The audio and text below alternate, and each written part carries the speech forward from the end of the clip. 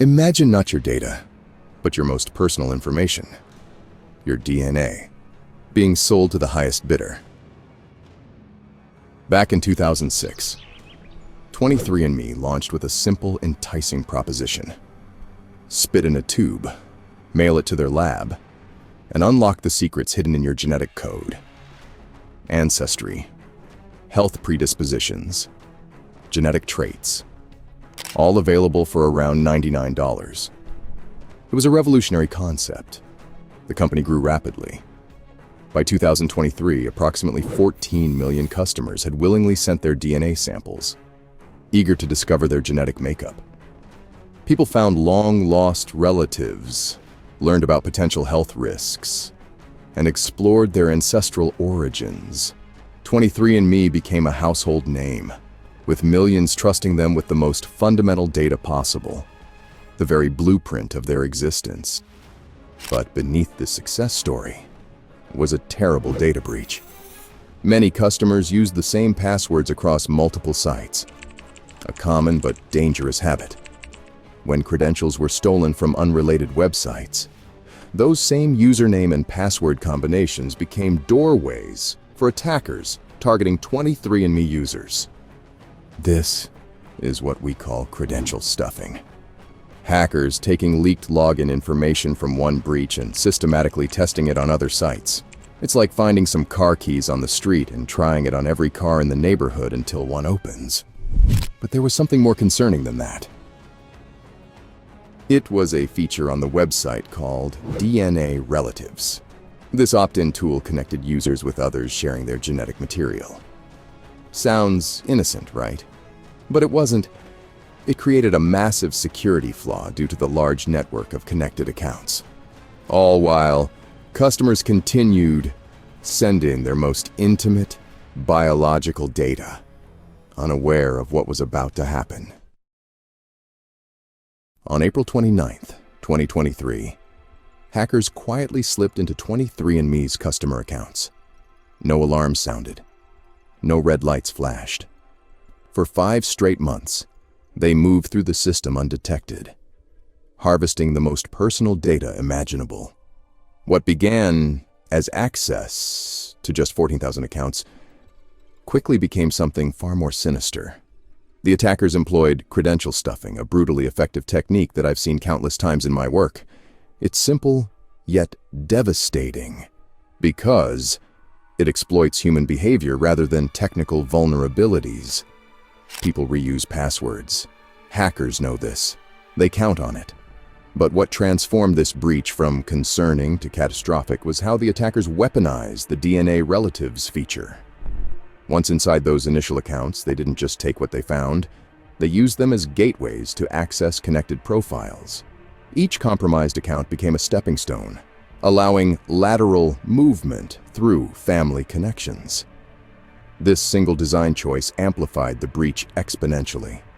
From those original 14,000 accounts, attackers accessed 5.5 million profiles through the DNA Relatives feature and another 1.4 million through Family Tree. By September 27th, when the breach was finally discovered, 6.9 million customers had their data compromised. The scope of stolen information was crazy.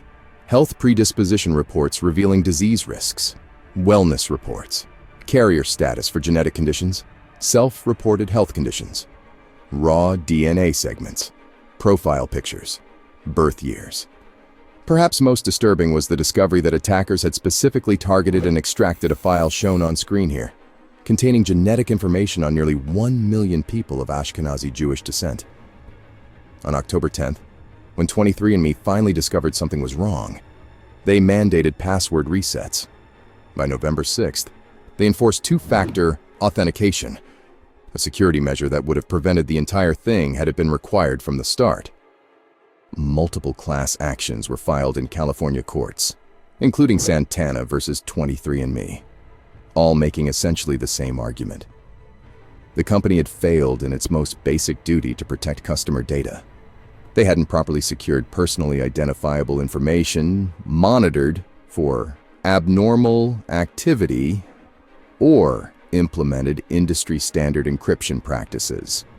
On November 30th, 2023, just as the legal challenges were mounting, 23andMe revised its terms of use. The update included provisions limiting customers' ability to join class action lawsuits, forcing them instead into individual arbitration. Users had just 30 days to opt out by emailing their legal team.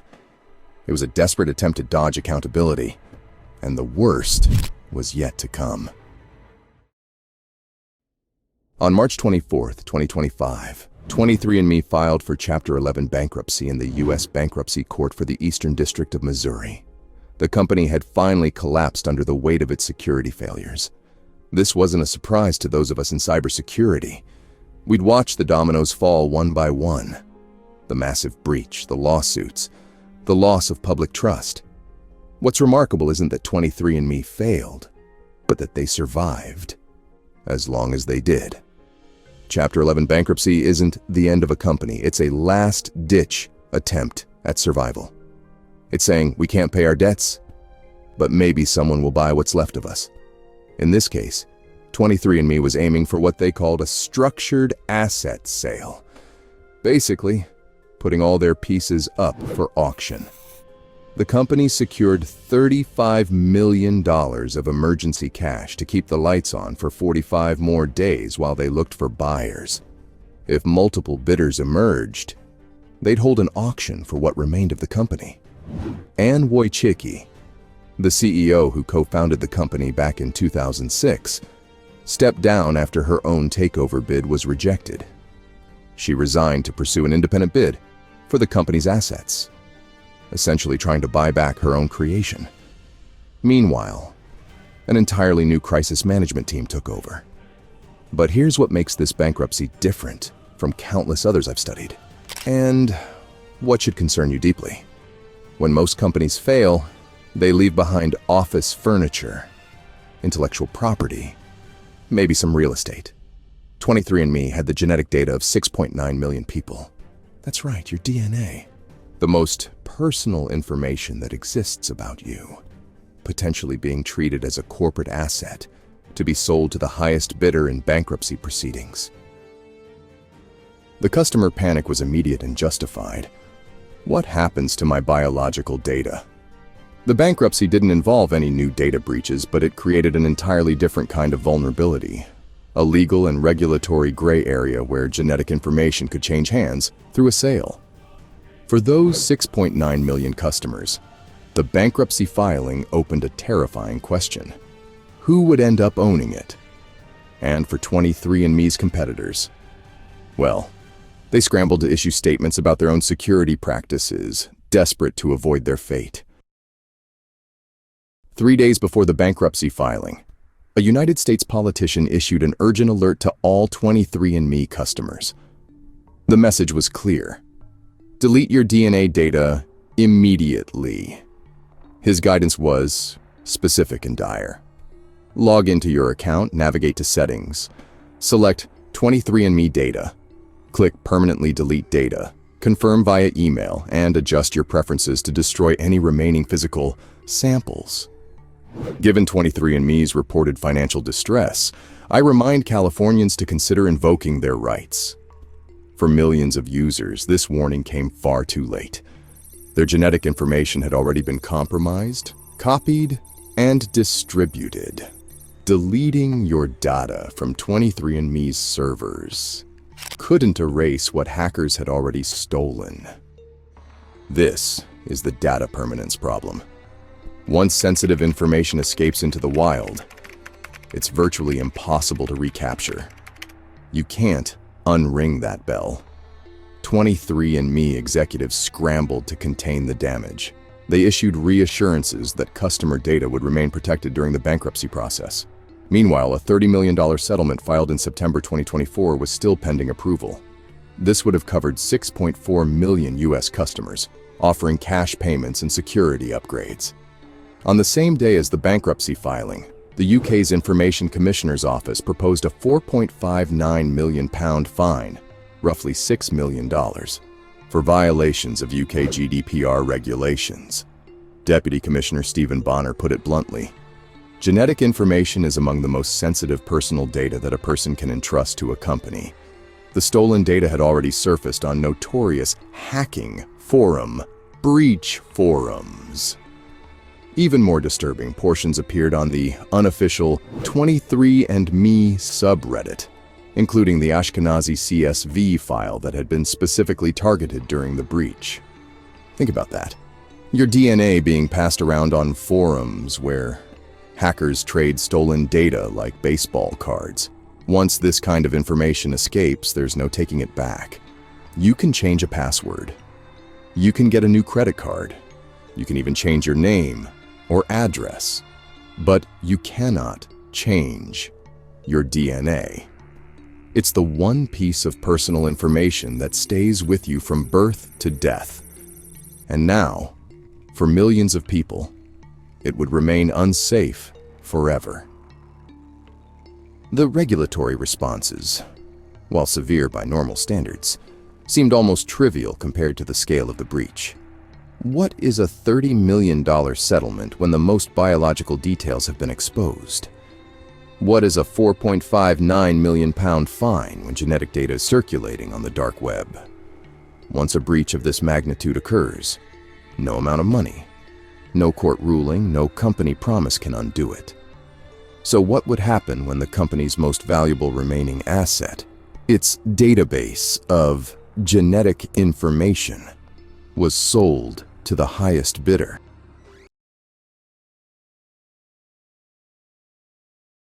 On a dark forum, a hacker named Rose87168 posts a horrifying message. Oracle Cloud hacked. 6 million records for sale. Welcome to the Hacker Gallery. I'm your host, the Operator. Today, I hate to be the bearer of bad news, but I need to blow the lid off what's probably the worst supply chain attack ever. And it just happened. Oracle isn't just any tech company. They power cloud systems for Fortune 500 companies and governments worldwide. Their infrastructure is the core of so many critical operations. Everything from banking to healthcare to national security. When Oracle gets hit, you should actually be concerned. I'm serious. You probably were indirectly impacted by this. Now, rewind to February 17th, 2025. A vulnerable server, running outdated software. The proof is right here on the Wayback Machine. The server was running Oracle Fusion Middleware 11G with a critical security flaw. What US cybersecurity geeks call CVE 2021-35587. On the standard severity scale, it scored a 9.8 out of 10. It doesn't really get worse than this. Why so serious? This particular flaw allowed something called unauthenticated remote code execution, RCE for short. Think of it like this. Normally, you need keys to enter a building and access its controls. This vulnerability, it's like finding a side door wide open, letting anyone walk straight to the control panel without showing ID. The technical path was specific. Attackers could target this endpoint here with specially crafted XML code. This is where our story begins. As we continue this journey together, remember, your data might be at stake. On March 20th, 2025, the user Rose87168 makes their move. For the sake of this story, let's just call them Rose. They emerge on an underground forum claiming around 6 million user customers' data from SSO and LDAP was stolen. Rose then provides samples, actual stolen data, to prove their claim. They even include an archive, org URL linking to a text file they planted directly on Oracle's vulnerable server. And guess what that text file included? It was their email address. An elegant way of telling everyone I was here.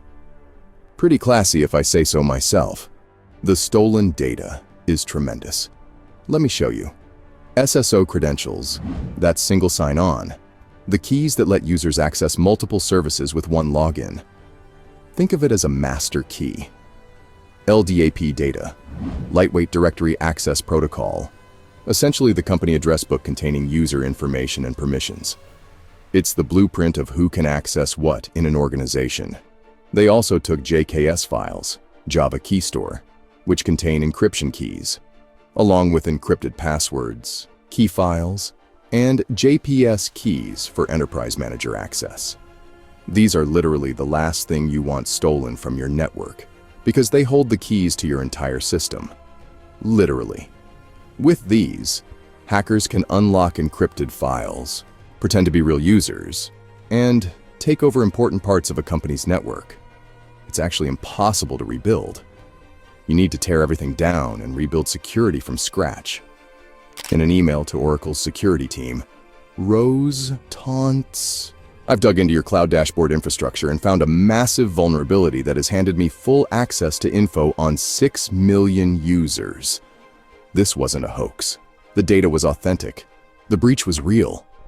Rose kicked down the door, took what they wanted, and gave it to the world. The thing is, this breach didn't just affect Oracle. It affected their customers more. 2 days after the forum post, Oracle fires back. On March 22, 2025, they issued a statement calling the hacker a liar. There has been no breach of Oracle Cloud. The published credentials are not for the Oracle Cloud. No Oracle Cloud customers experienced a breach or lost any data. While Oracle's PR machine gives everyone the news they've been waiting for, researchers like me could see a very different picture. But just one day earlier, on March 21st, cybersecurity researchers at CloudSec dropped an article on their website. They label this incident the biggest supply chain hack of 2025. And the numbers they're throwing out: staggering. Not just 6 million users affected, but over 140,000 customers at risk. Both can't be right. I've seen this pattern time and time again in major breaches. First, denial. Sometimes it's because they genuinely don't know. Sometimes it's buying time. But evidence doesn't lie. And right now, the evidence, sample data provided by Rose, the file planted on Oracle's own server, points to something very real happening. While this PR battle plays out in public, the vulnerability itself remains exploitable. The server is still running. The door is still open. On March 26, 2025, around 4 days after Oracle denied the claims, security researchers started contacting companies rumored to be affected. Is your data in this breach? Can you confirm these records are yours? Multiple companies, who asked to remain anonymous for obvious reasons. Confirm the worst. Yes, that's our data. Yes, those are our user records. Yes, we're affected. The verified data includes LDP display names. Think of these as name tags that identify who each user is in the system. It includes email addresses. It includes other sensitive identifiers. All authentic. All exposed. This is when breach response shifts from "did it happen?" to "how bad is it?" For Oracle, this moment represents a catastrophe. Their flat denials from days earlier now look either deliberately misleading or, perhaps worse, suggest they didn't understand the scope of what happened on their own systems. Either way, trust is evaporating by the hour. For the affected organizations, this confirmation starts the clock on their legal obligations. Many have 72-hour reporting windows under regulations like GDPR. They need to notify customers. They need to assess damage. They need to contain spread. This is the moment that confirms what many suspected, that CVE 2021-35587 was actively exploited by Rose, and they had successfully compromised one of the world's largest cloud providers. All eyes now turn to Oracle. Shortly after March 26, 2025, with no fanfare, no press release, and no public admission, Oracle quietly takes their vulnerable server offline. Look, you don't shut down a critical production server without a damn good reason. Oracle had spent days insisting no breach occurred. Now they're killing the very system Rose claimed to have compromised? Come on. Actions speak louder than words. 6 million users, 140,621 domains, all exposed. The vulnerability Rose exploited, CVE 2021-35587, had been known for years. Patched in January 2022. That's right. This server had been running vulnerable software for over 3 years.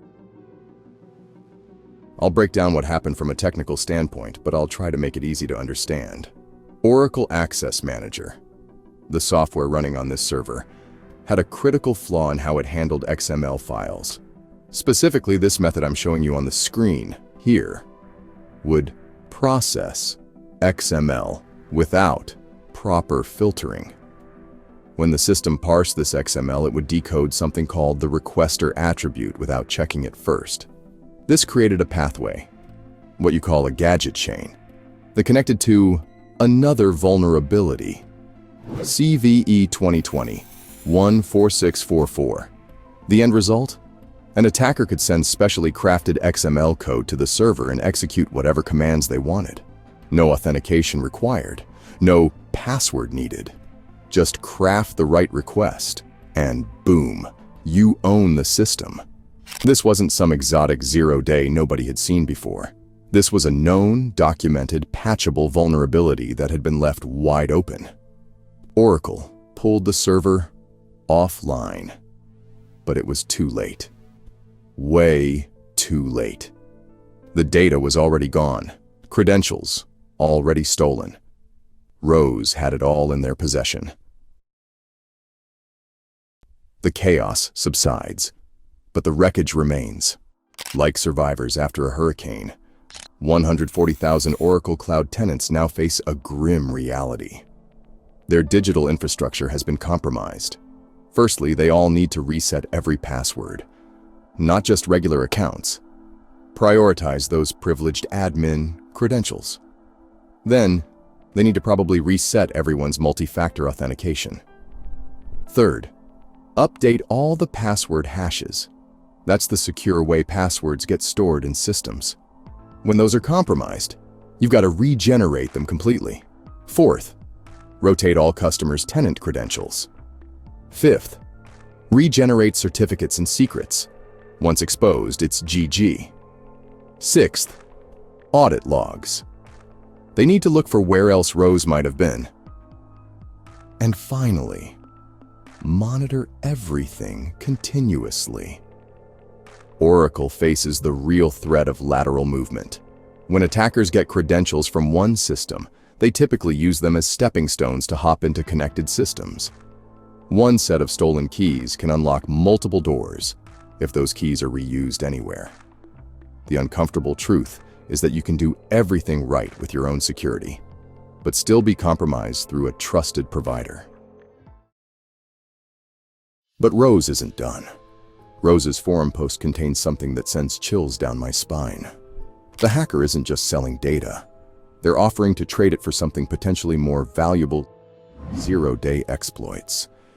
These are the holy grails of hacking. Vulnerabilities nobody knows about yet.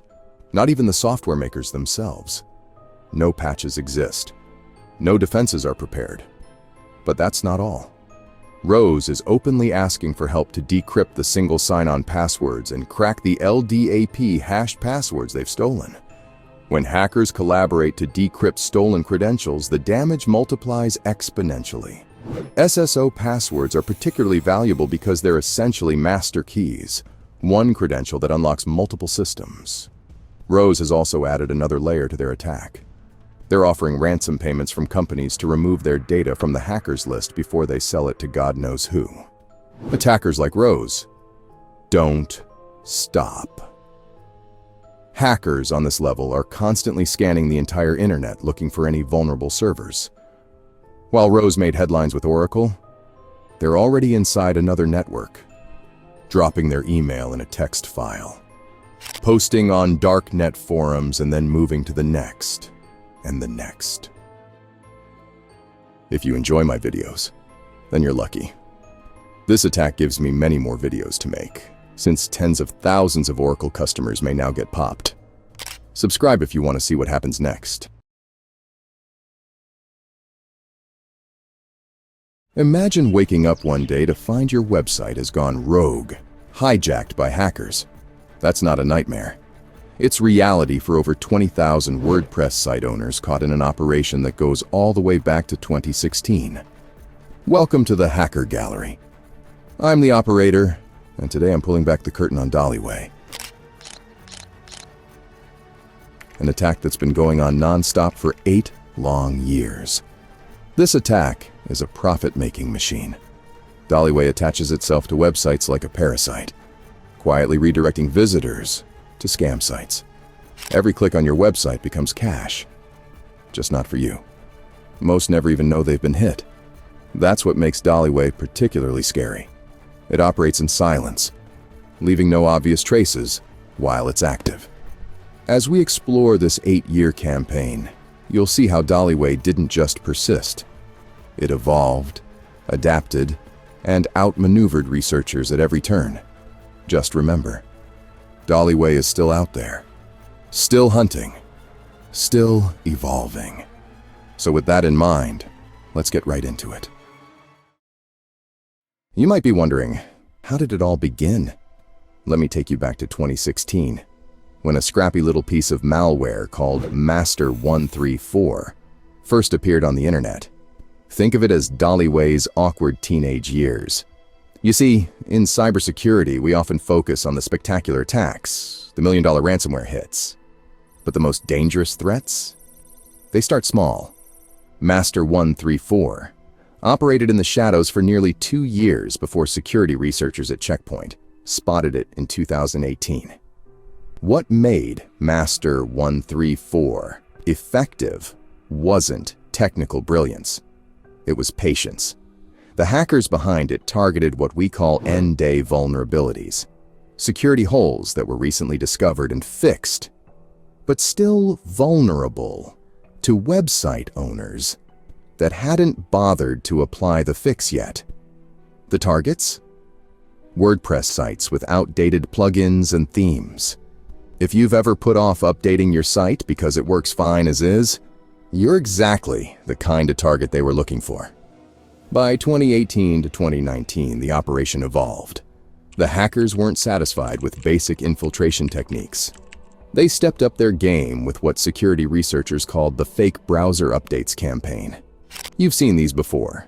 Those pop-ups that look exactly like alerts from Chrome, or Firefox, telling you critical update required or your browser is out of date. They appear legitimate, right down to the logos and formatting. Click that update button though, and you're not getting a browser update. This shift from exploiting vulnerabilities to using social engineering was huge. The hackers realized that tricking humans is often easier than breaking through networks and firewalls. Why pick the lock when you can convince someone to hand you the key? This was when the operation started showing signs of a business model rather than random hacking. But we'll get to that later. What's interesting about this early period is that we can see the hackers learning, testing different approaches, seeing what worked and what didn't. It's easy to look at these early campaigns and dismiss them as unsophisticated. That would be a mistake. Those fake browser updates were just the beginning of something far worse. The hackers had found their footing and were about to take their operation to an entirely new level. This was an elite operation, and they were building an illicit empire. Let me walk you through what happened between 2020 and 2023. The malware fractured into multiple variants. The names are shown on screen. What's truly impressive from a technical standpoint is how these compromised sites weren't just victims. They became soldiers in the attacker's army. See? The infected sites were transformed into what security experts call Traffic Direction System nodes, TDS for short. Think of it as traffic cops on a highway. They'd analyze visitors coming to the infected site, and, based on factors like where you're coming from or what browser you're using, redirect you to different scam destinations. Other infected sites became command and control nodes, C2 nodes. Yes, they really could turn infected websites into the brains of the operation, making them send instructions and updates to other infected sites. In 2022, they got even more dirty. Instead of just injecting random code, they created what looked like legitimate WordPress plugins. Researchers documented how these fake plugins had professional-looking names and interfaces. You'd never suspect they were malicious. By 2023, they'd refined this approach further. They shifted to what WordPress calls must-use plugins that live in a familiar directory. Have you seen this one? These plugins load automatically with every page view. No activation needed. No appearance in the admin panel. They're practically invisible to the average site owner. But the real punch in the guts came with the auto-reinfection mechanism. Imagine you discover the infection and clean it up. You feel good, right? Problem solved. Except it wasn't. With every single page load, the malware would reinstall itself using obfuscated PHP code scattered across various plugins and theme files. It's like trying to mop up a floor while someone's continuously spilling water on it. You can never get ahead. The attackers would hide malicious functions inside legitimate-looking code, often adding thousands of blank spaces, so if you opened the file, you'd just see normal code, unless you scrolled way, way down. Pretty cool, right? If you've ever wanted to set up an online store or make your own blog on WordPress, hopefully this video gives you something to think about. Anyway, here's where things get even more bizarre. The attackers started performing system maintenance on infected websites. Yes, you heard that right. They were updating WordPress on the infected sites. They deployed scripts like wpu.php that would update WordPress from the official repository. Why would they do this? Because a stable, well-maintained WordPress site can generate more traffic for their scams. Because an outdated site might crash, cutting off their revenue stream. What's less surprising is they actively hunted and removed competing malware. They used a script called cpl.php, essentially a web shell that could identify and eliminate over 150 different types of competing malware, including the notorious Balada injector. These hackers are literally playing PvP, and your websites are the first place prize. This is cybercrime as a business. They're not just exploiting websites. They're investing in them, protecting them for entirely malicious purposes. The method is brutally simple, yet effective. Find WordPress sites with vulnerable plugins, pop them, and start redirecting the internet traffic. The site owner sees nothing wrong, while visitors get shuffled off to dating scams, fake investments, and counterfeit shops. Then came DOLLYWAY version 3, early 2025. After years of evolution, the DOLLYWAY operators unveiled their new weapon. This wasn't just an update. It was a better, more vicious reinvention. DOLLYWAY v3 had compromised over 10,000 unique websites and was generating 10 million monthly impressions. 10 million. Generating revenue with each click. Let me walk you through what made v3 so remarkable. A 4-stage heist that left me questioning everything I thought I knew about viruses. Stage 1. Initial injection. The malware uses WordPress's own legitimate functions, specifically the WordPress and Q script, to load what appears to be a normal script. It would appear in the site's code, like this. Stage 2. Dynamic loading. Once the initial script runs, it executes a JavaScript function that collects data about where the visitor came from, the refer information. This is critical because it helps target the attack. The code then creates a new script, making it invisible to tools that only look at the web page's initial code. It's like having a weapon that materializes out of thin air after the security check is complete. Stage 3. TDS injection. This is where things get a bit sophisticated. The script connects to 3 randomly selected traffic direction system nodes. You remember these nodes were what I told you about this earlier. These were other compromised WordPress sites. These TDS nodes analyze the visitor and make decisions. Is this a security researcher? Known bots? A logged-in WordPress admin? If so, show them nothing suspicious. But if it's someone who might click on a scam, then proceed to the final stage. The TDS nodes even categorize visitors based on what type of scam might work best. The cat parameter in the URL, like cat equals 0 for dating scams, determines which type of fraud the visitor will see. Stage 4. The redirect. The final blow.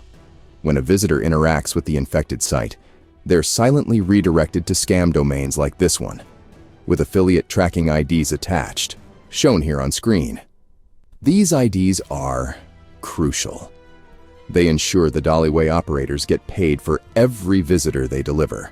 All of this happening through criminal affiliate networks. DOLLYWAY v3 creates secret backdoors on infected websites, allowing hackers to run hidden PHP code. It uses military-grade cryptographic verification to ensure only authorized commands can execute, which prevents anyone but themselves from using it. This key ensures that only authorized code can run.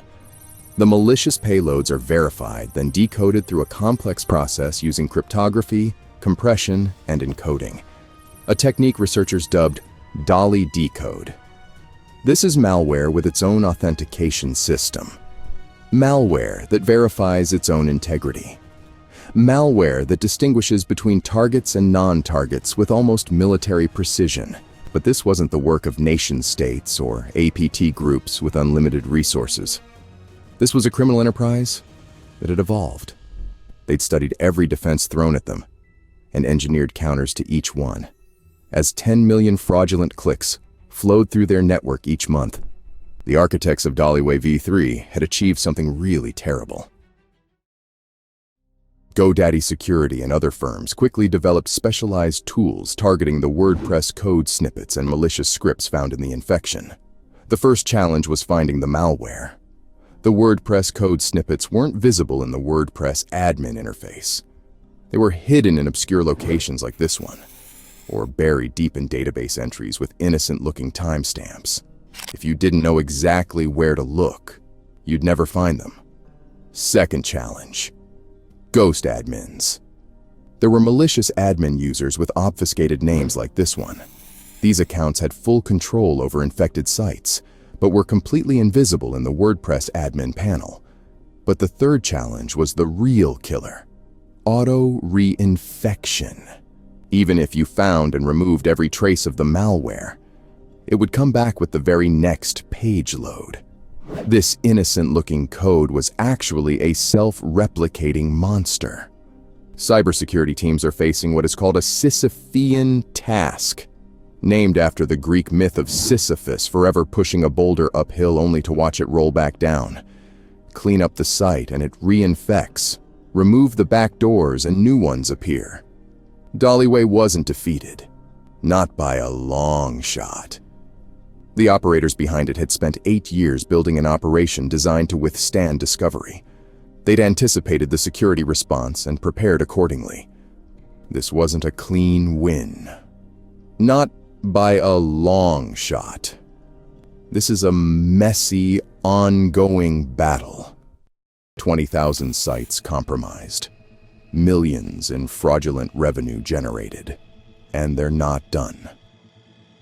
As I stand here in the hacker gallery, I gotta tell you the truth. DOLLYWAY's command and control network continues to operate. Every day, infected sites check in with this file for new instructions. If you're wondering what kind of minds are behind this operation, well, a discovery in the code revealed something that's a little disturbing, to say the least. A single line that tells you everything you need to know about their ambitions. That's not made up. That's not some joke. That's a signature left by the creators. This is cybercrime as a service. Malware as a business. This is the future of cybercrime. Patient, persistent, professional. As long as there's money to be made redirecting traffic, stealing credentials, and hijacking digital real estate, operations like DOLLYWAY will continue. And somewhere out there, behind bulletproof proxies and encrypted connections, the minds behind DOLLYWAY are watching this same video, reading the same cybersecurity reports I am. Because when your goal is world domination, you don't stop for anything. In a dimly lit room in Kiev, a young programmer clicks download on a pirated Windows activator. Little does he know he's just invited SANDWORM into his system. Welcome to the Hacker Gallery. I'm the operator, and I'm going to show you how a seemingly innocent software download became the entry point for one of the most calculated cyber operations in recent history. Ukraine runs on borrowed time and pirated software. With economic constraints pressing down on government institutions, approximately 70% of systems in Ukraine's state sector use unlicensed software. This creates an unprecedented attack surface for those with the patience and skill to exploit it. One Ukrainian state employee described their network. We have a local network where all the programs that we use are available. You can say, I have a new version that I got off the internet yesterday.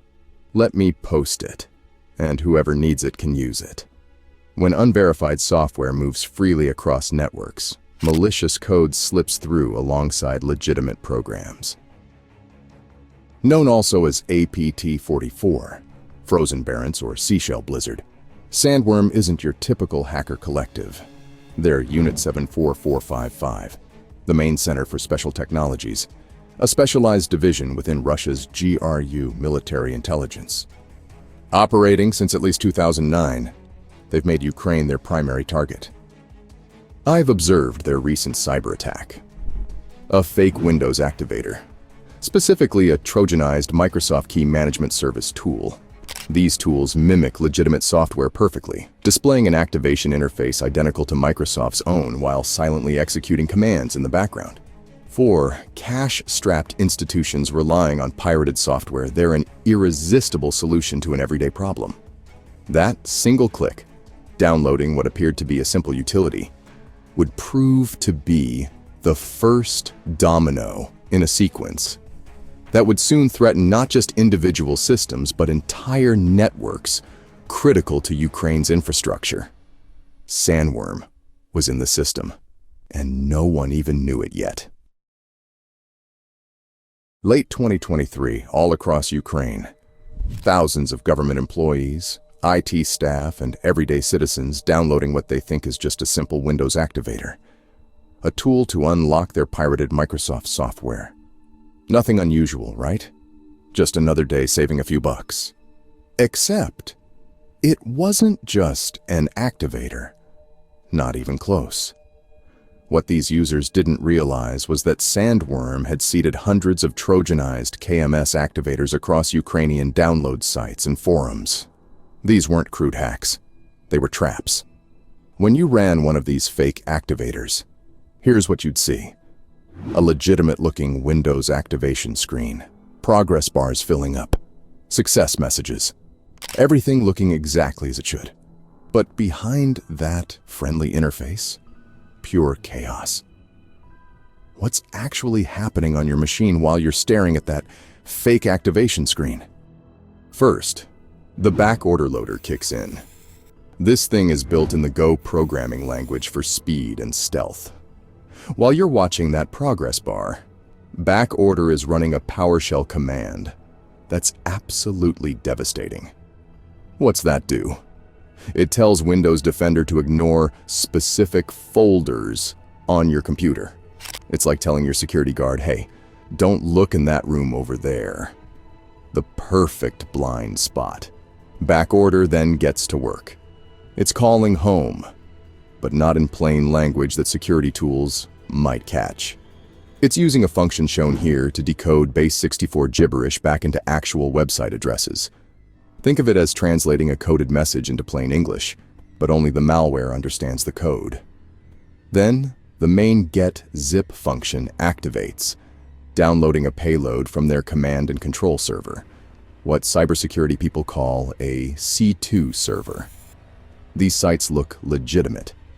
They've got a Microsoft service and update in their names. Smart, right? The malware doesn't just install itself in one place either. It creates copies at these locations, shown here. They even put a backup of the malware at this location. If you manage to find and delete one, the other survives. And all of this happens in seconds, completely invisible to the user. But backorder is just the delivery guy. The real payload is Dark Crystal RAT. RAT stands for Remote Access Trojan. And this one's particularly nasty. Once it's on your system, it's game over for your privacy. It records every key you press, every password, every private message, every email. It grabs your browser cookies, those little files that keep you logged into websites. It steals your saved credentials, your FTP logins for file servers, details about your computer, and even takes screenshots of what you're doing. It's like having someone looking over your shoulder 24/7, recording everything. To make sure it doesn't get kicked off your system, Dark Crystal RAT creates scheduled tasks with innocent-sounding names like static files and static file that run with administrator privileges. These tasks ensure the malware restarts even if you reboot your computer. By late 2024, thousands of systems across Ukraine were silently compromised. Government networks, critical infrastructure, private businesses, all of them unknowingly feeding data back to SANDWORM's servers. Most victims had no idea. Their computers still worked normally. Windows still seemed properly activated, but in reality, these machines weren't theirs anymore. They belonged to SANDWORM now. Between May and September 2023, while the Windows Activator campaign was still ramping up, SANDWORM launched their second offensive. This time, they targeted the backbone of Ukraine's digital infrastructure, telecommunications. Not one or two providers, 11 of them, simultaneously. I need you to understand something. When you compromise a telecom provider, you're not just getting access to one company. You're getting potential access to every call, every text, every data packet flowing through their systems. It's like unlocking a section of a country's communications. Let me walk you through how they did it. First came the reconnaissance. SANDWORM used a tool called mass scan to rapidly sweep across vast IP ranges, looking for any device connected to the internet. Think of it as checking every door handle in a neighborhood in seconds. Once they found potential targets, they unleashed a digital toolbox, Fuff, and Dear Buster to find hidden web pages and services, Go Witness to take screenshots of what they found, and Nmap to create detailed maps of the networks. This isn't random probing. It's illegal surveillance. They were specifically hunting for vulnerable web services and exposed remote desktop protocol, RDP, connections. These are the administrative interfaces that let IT staff remotely manage servers and network equipment. SANDWORM set up proxy servers using something called Dante and SOC 5 protocols that made their traffic appear to originate from inside Ukraine. Once they found their way in, they deployed two powerful backdoors. The first backdoor, PoemGate, is particularly devious.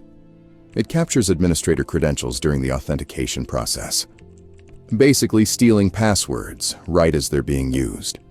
This lets SANDWORM move sideways across networks, hopping from one system to another using stolen admin credentials. The second backdoor, Poseidon, targeted Linux systems, the servers that run most telecommunications infrastructure. Poseidon gave them complete remote control and stayed hidden by modifying cron jobs.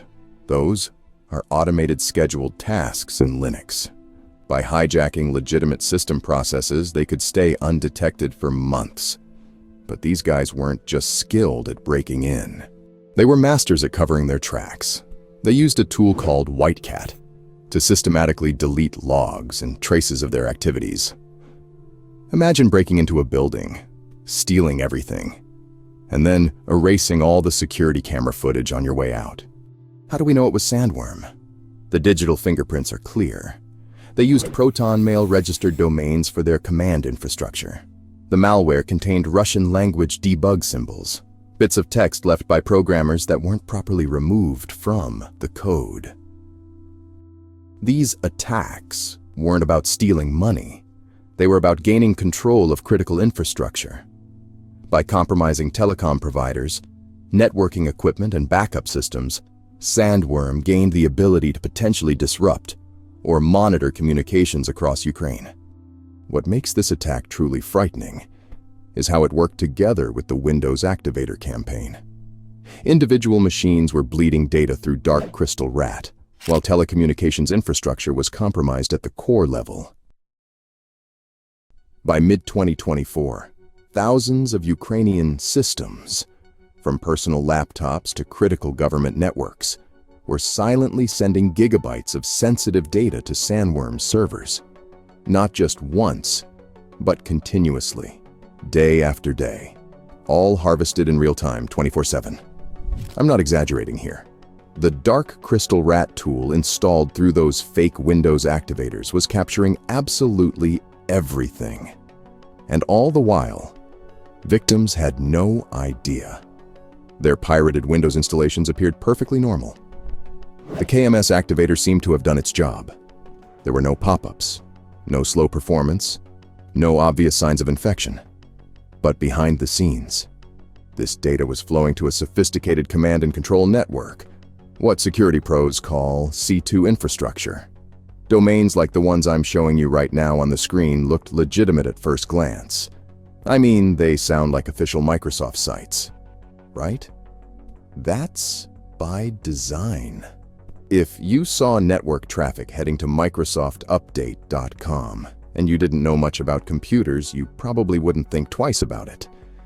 Some of the stolen data took an even more complex route, traveling through Tor nodes like this one. You see the .onion address on the end. It's Tor, the onion router.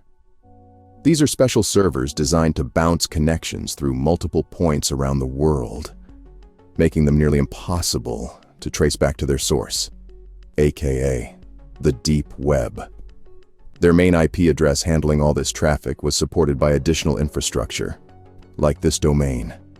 While Ukraine's internet was being ransacked, everything appeared normal on the surface.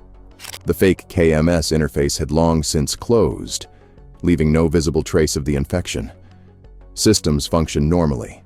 Network traffic looked legitimate. This is what makes advanced, persistent threats like SANDWORM so devastating. They don't announce themselves with ransom demands or website defacements.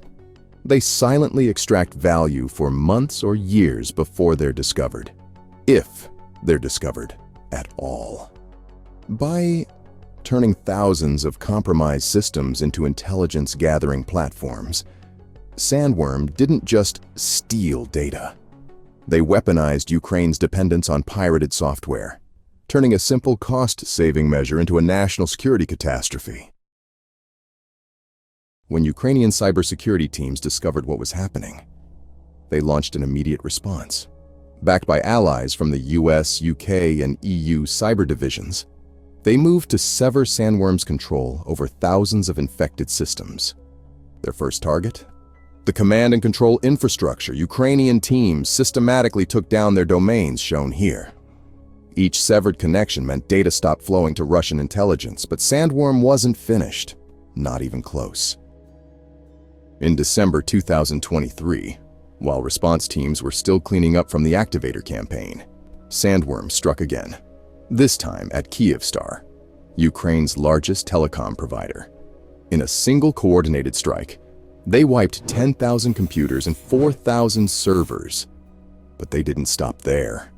They destroyed all cloud storage and, critically, all the backups. This is key. Without backups, there's no quick recovery. 25 million subscribers suddenly lost all mobile and data services. Just gone. No calls, no texts, no internet, no emergency services. In the middle of winter, in a war zone. The attack was claimed by a group called JumbledPath, a known SANDWORM affiliate. What's truly terrifying is how long they waited. According to Ilya Vityuk, head of the security service of Ukraine's cyber department. For now, we can say securely that they were in the system, at least since May 2023. I cannot say right now, since what time they had full access. Probably at least since November. That's the playbook. Get in, stay quiet, learn the network, and only then destroy everything. 6 months of patience before striking. This isn't random hacking. It's military intelligence at work.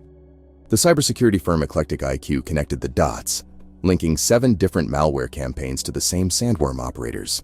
How? By identifying their distinctive tactics, techniques, and procedures, what security pros call TTPs. These are essentially a hacker's fingerprints. Proton mail domains for registration. Russian language debug symbols left in the code. Consistent infrastructure like this one showing up again and again. They even identified specific malware hashes. Those are unique identifiers, like digital fingerprints for malicious files. The first hash shown here for a Trojanized ISO file, and the second hash for something called beacon. This wasn't SANDWORM's first destructive rodeo either. They were behind NotPetya in 2017. What was disguised as ransomware but was actually designed purely to destroy data. They launched Olympic Destroyer in 2018 to disrupt the Winter Olympics. And they deployed black energy with kill disk modules to take down power grids. Their tools evolved too. Caddy Wiper to erase hard drives and S-Delete to securely overwrite files, making recovery impossible. What makes SANDWORM uniquely dangerous is their dual approach. First, they conduct espionage, stealing data silently for months. Then they execute the final stage of the attack, quickly pivoting to chaos. It's the cyber equivalent of mapping out a city before bombing it. On January 12, 2025, cybersecurity firm Eclectic IQ discovers something disturbing, a fresh SANDWORM operation using a typo-squatted domain. What does that mean? Imagine typing Microsoft.com instead of Microsoft.com. A simple mistake anyone might make. SANDWORM registers these misspelled domains and waits for someone to make a typing error, land on one of these sites, and you're getting Dark Crystal Rat. They're still out there. This isn't speculation or fear-mongering. This is happening right now. Ukraine's unchanged piracy habits keep the door propped open, and SANDWORM has shown they're more than willing to walk through it. Again and again. This isn't a fade-out ending. It's a warning. The next attack isn't a question of if, but when.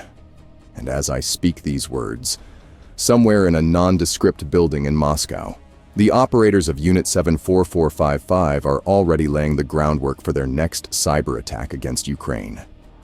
If you want to see how Ukraine hackers responded, then subscribe to the channel, and I'll tell you in another story. Hydra, the world's largest darknet marketplace, where anything from illicit substances to hacking tools was just a click away. It's 2015, and while most people are browsing Amazon and Facebook, a different kind of marketplace launches in the hidden corners of the internet. Hydra Market isn't selling books or clothes.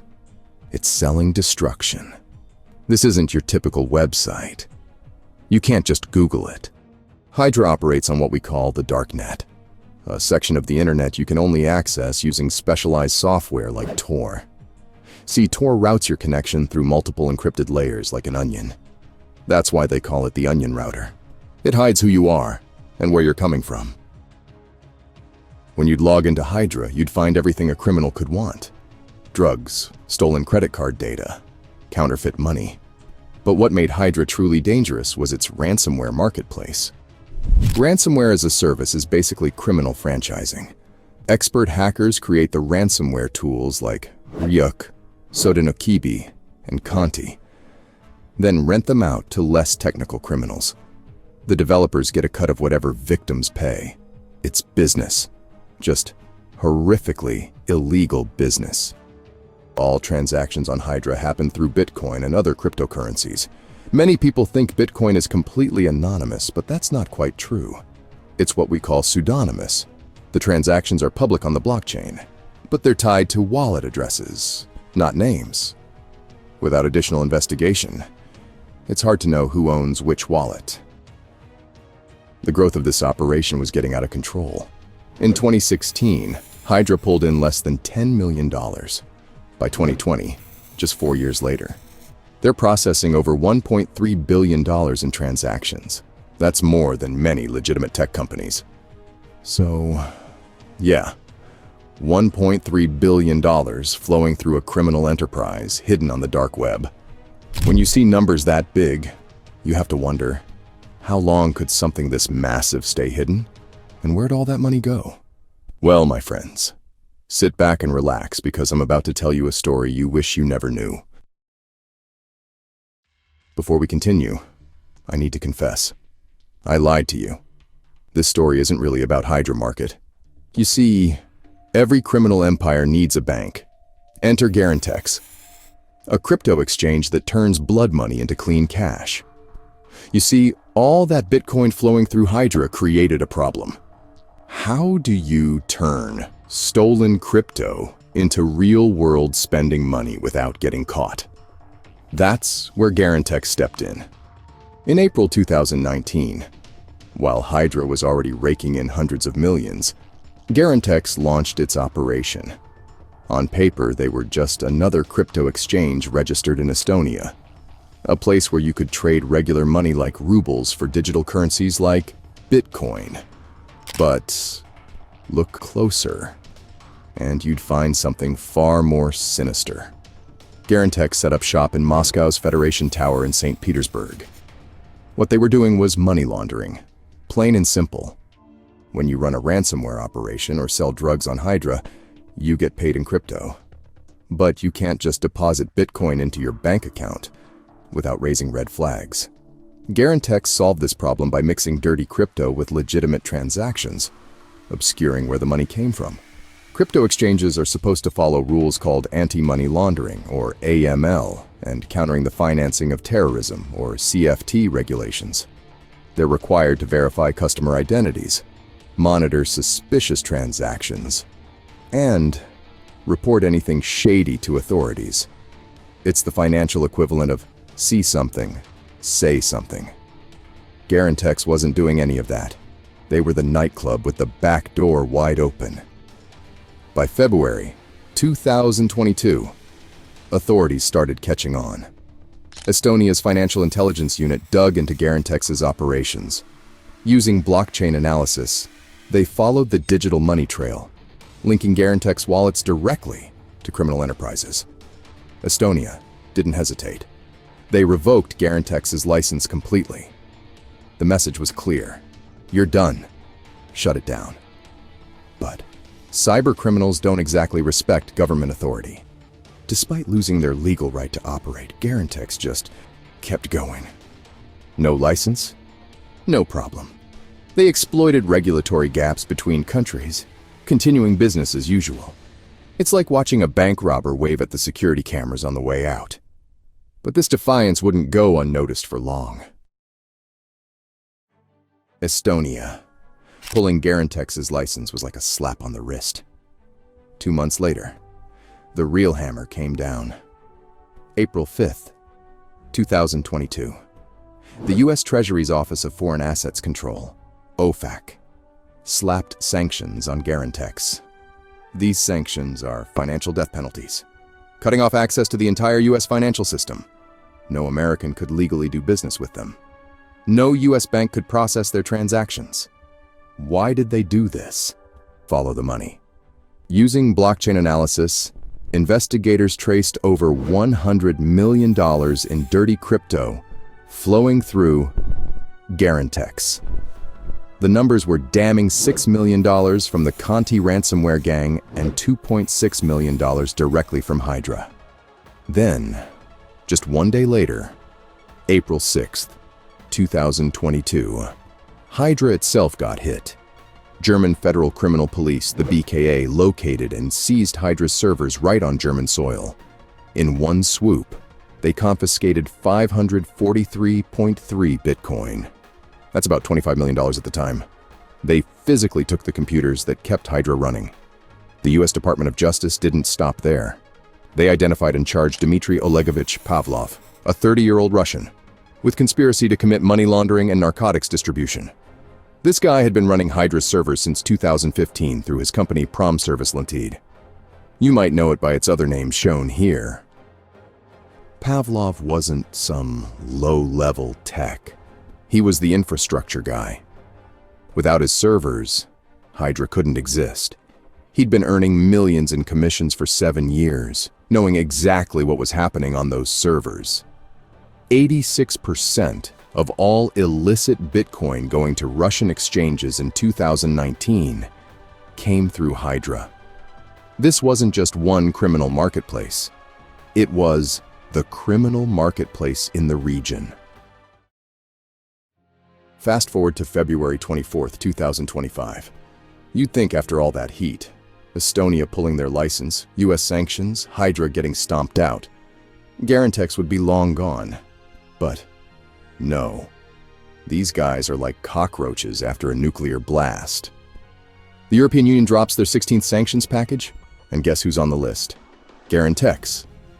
Alongside 34 other entities accused of undermining Ukraine's sovereignty. This was the EU saying, "We know exactly what you're doing and we're cutting you off."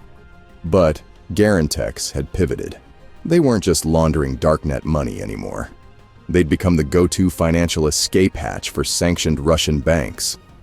Big players like Sberbank, T-Bank, and Alpha Bank. The EU didn't just sanction GARANTEX as a company, they got specific, targeting exact blockchain wallet addresses.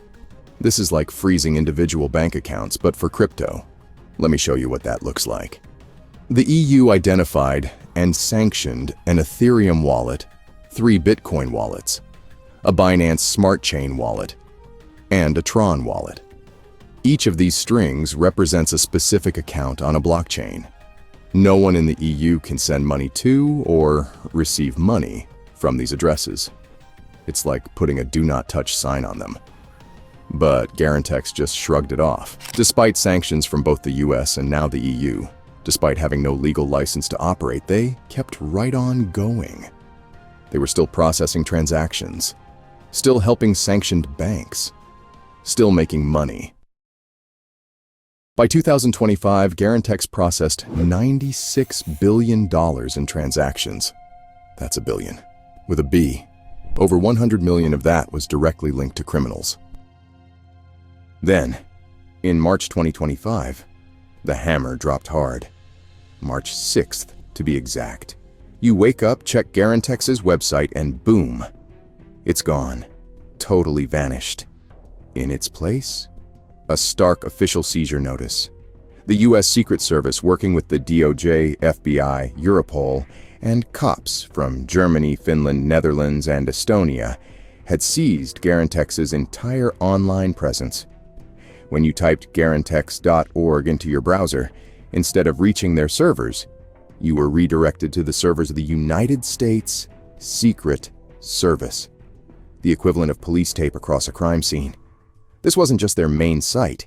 They grabbed garantex.io and garantex.academy too. Gone in an instant. At the exact same time, Tether, the company behind USDT, a cryptocurrency that's pegged to the US dollar, froze all of GARANTEX's wallets. We're talking over 2.5 billion rubles worth of assets, instantly locked, frozen solid. Tether can do this because they control their own blockchain ledger. Unlike Bitcoin, which nobody controls, stablecoins like Tether have central authorities that can freeze addresses. One command from Tether, and billions in assets became worthless. That's day one. Now check this out. Day two hits even harder. The US Department of Justice unveils criminal charges against the actual human beings running the show. Alexei Besyokov, 46, Lithuanian and Russian dual citizen. The technical brain. The guy who made the whole operation work. And Alexander Miraserda, 40, Russian citizen living in the UAE. Co-founder and chief commercial officer. The money man. The charges were devastating. For Beshyakov, money laundering conspiracy, maximum 20 years. Violating the International Emergency Economic Powers Act. That's the law that gives the president power to regulate international commerce during emergencies. Another 20 years max. Running an unlicensed money-transmitting business. Another 5 years. Serta faced money laundering conspiracy charges with a 20-year maximum sentence hanging over his head. These weren't empty charges. The DOJ laid it all out. From 2019 to 2025. These guys controlled GARANTEX, laundering hundreds of millions from hackers, ransomware gangs, drug traffickers, and even terrorists. 6 years of dirty money flowing through their systems. Law enforcement froze over $26 million in assets. And, this is crucial, made copies of their accounting and customer databases. Every transaction, every customer, every flow of money from point A to point B, now in the hands of the cops. The investigators discovered something fascinating during the takedown. GARANTEX had been moving their operational wallets daily to avoid sanctions detection. Every 24 hours, new wallet addresses. It's like changing your physical address every day so the cops can't find you. They also found that despite doing significant business with Americans, GARANTEX never registered with FinCEN, the Financial Crimes Enforcement Network. That's a direct violation of U.S. law. Any money-transmitting business dealing with U.S. customers has to register. No exceptions. For the first time, the masterminds had names, faces, and now, criminal charges. After years of sanctions, warnings, and regulatory actions, law enforcement struck at the heart of their operation. GARANTEX was down, bleeding, but not out. Their domains were seized, their wallets frozen, services grinding to a complete halt. No more crypto withdrawals, nothing moving in or out. By all technical measures, GARANTEX was finished. But in cybersecurity, that's rarely the case.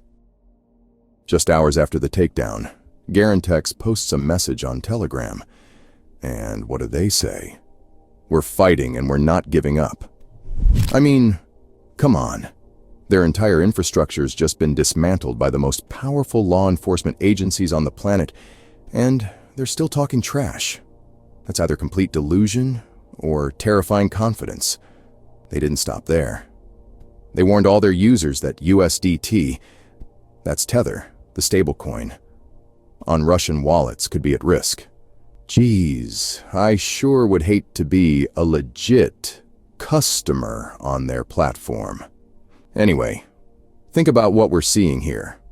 On one side, you've got this massive international operation, and on the other side, a couple of guys with a Telegram account saying, "Nah, we're not done." The war's not over. Not even close. They're still out there, and they're not the only ones who know how to set up operations like GARANTEX. When Silk Road went down, Alphabay rose up. When Alphabay fell, others took its place. When Hydra got crushed, new markets filled the void. This is the nature of decentralized systems. There's no single point of failure. Take down one exchange, another pops up. Arrest one administrator. Another steps in. Right now, as I'm talking to you, somewhere in the world, someone is building the next GARANTEX. Someone is coding a new darknet market that will try to avoid the mistakes that brought down Hydra. The game continues. This isn't meant to be discouraging. Law enforcement scored a massive win here. They disrupted a massive criminal operation, seized millions in illegal funds, and sent a clear message. But if there's one lesson from the story of GARANTEX, it's this.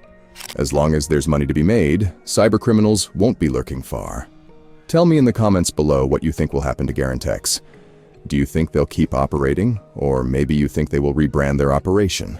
Or do you think they're done for good? I'd love to hear from you. And by the way, I read every comment.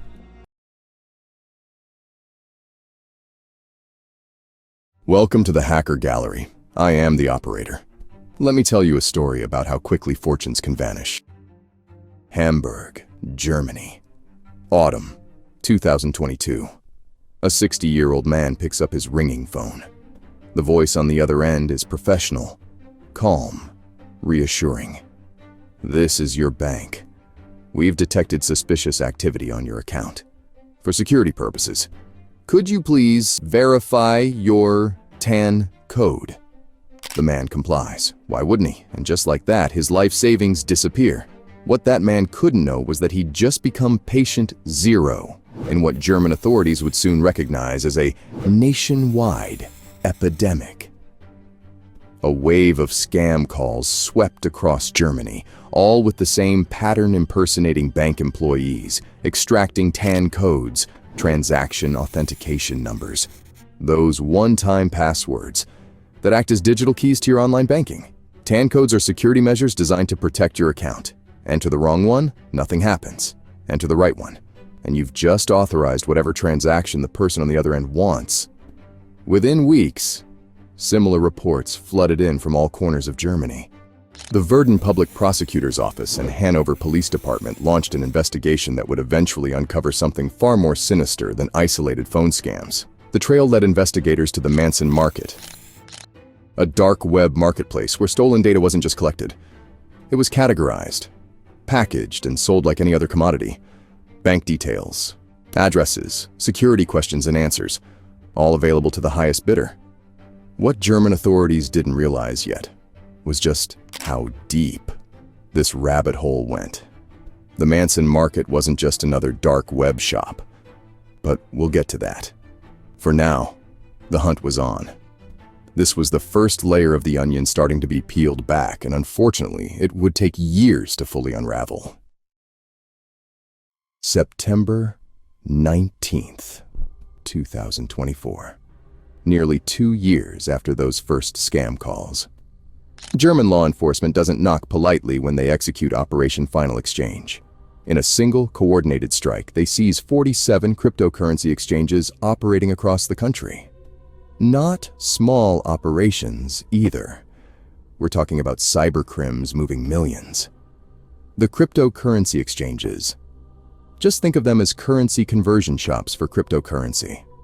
In legitimate use, they let you trade all sorts of crypto for regular money and vice versa. But these particular exchanges, they had a different business model.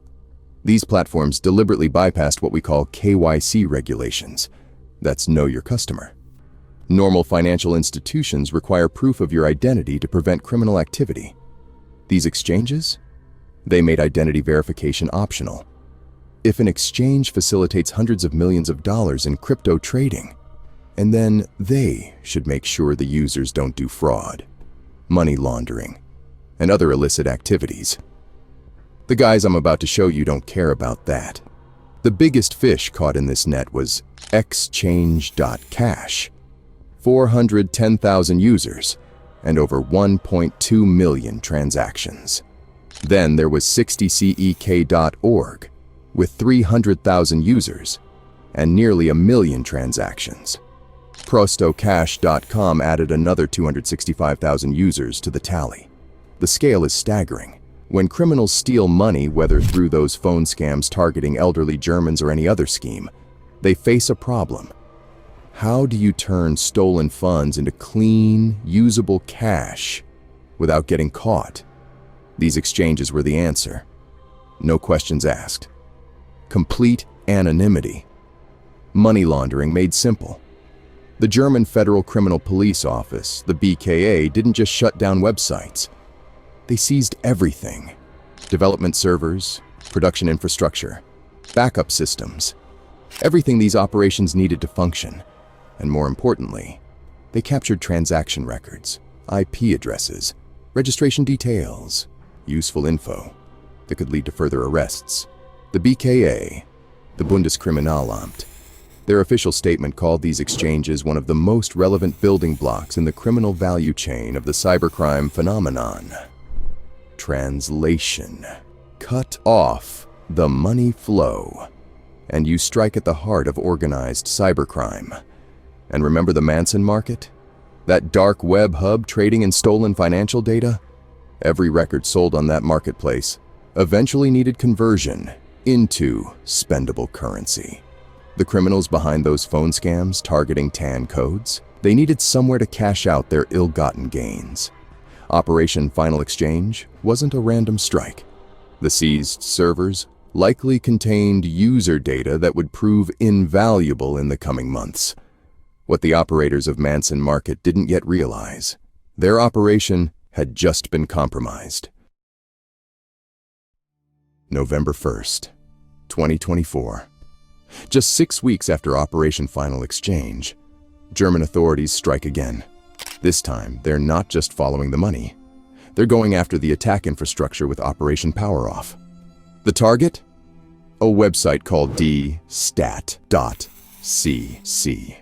Now, this wasn't your typical hacking platform. These guys didn't directly attack websites. They did something arguably more dangerous. They reviewed and rated DDoS for hire services. DDoS stands for Distributed Denial of Service. It's a type of attack where hackers flood a website with so much fake traffic that legitimate users can't get through. Imagine thousands of bots all trying to access a website at once. The servers get overwhelmed and crash. It's like trying to drink from a fire hose. Too much, too fast. What made dstat.cc particularly insidious was how they lowered the barrier to entry. They weren't selling the attack tools themselves, they were reviewing them. Think of it as Yelp for cybercriminals.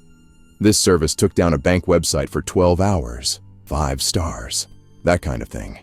You didn't need to be a technical genius to use these services after reading their reviews. The BKA, Germany's Federal Criminal Police, put it plainly. The platform enabled users, even without advanced technical skills, to perform DDoS attacks, disrupting or disabling online services. The authorities didn't just take down the website. The Central Office for Combating Internet Crime and Hesse State Criminal Police arrested 2 suspects, just 19 and 28 years old.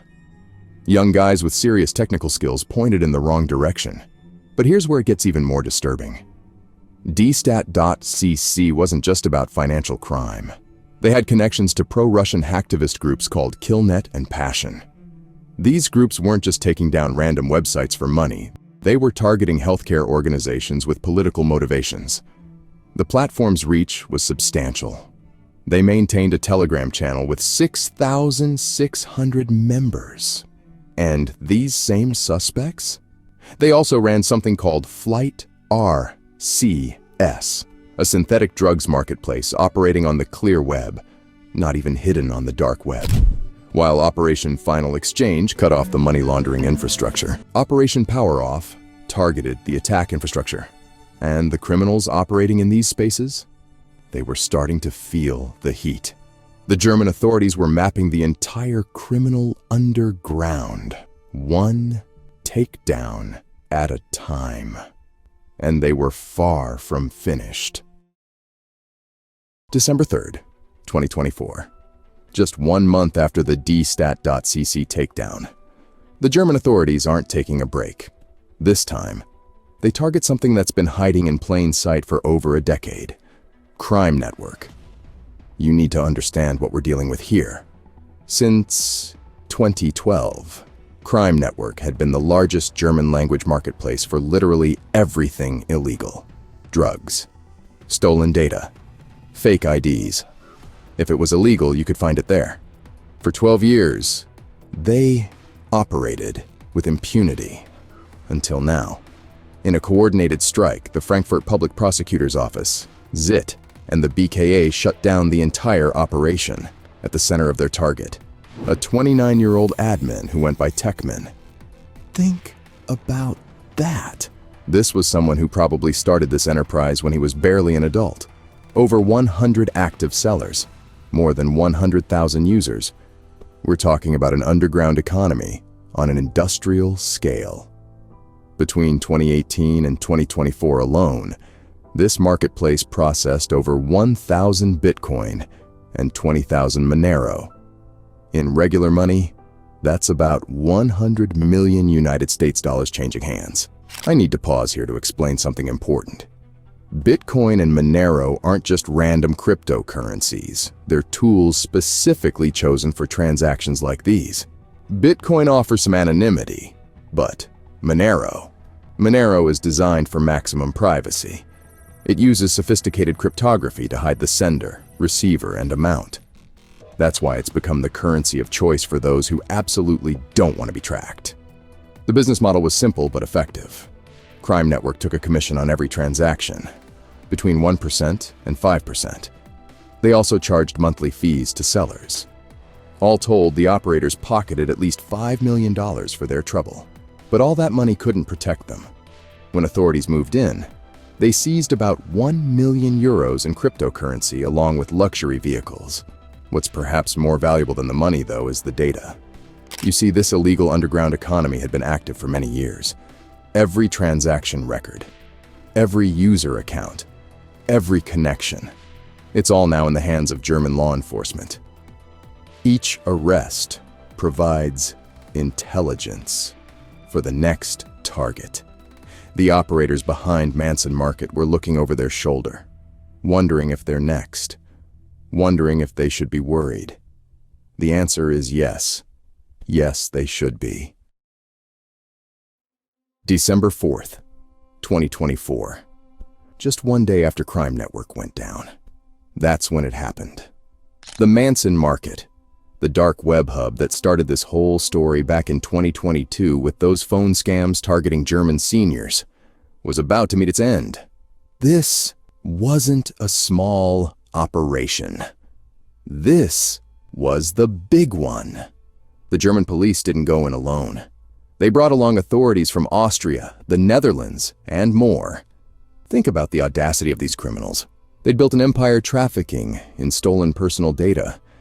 Over 63,000 records sold on their platform.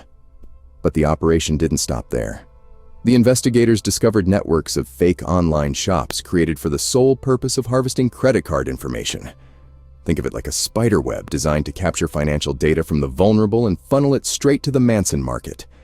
But here's what made them particularly dangerous. They'd built sophisticated tools into their marketplace. You could filter stolen data by region to target specific countries. You could sort by account balance to focus on the richest victims. The raid was massive. Authorities seized 50 servers, the physical backbone of the MANSON Market. But that's just the hardware. The real prize? 200 terabytes of data. Let me put that in perspective for you. That's equivalent to about 50,000 high-definition movies. The authorities didn't stop there.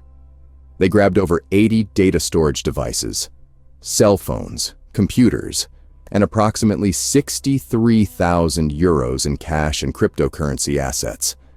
Those who think they're anonymous might want to think again.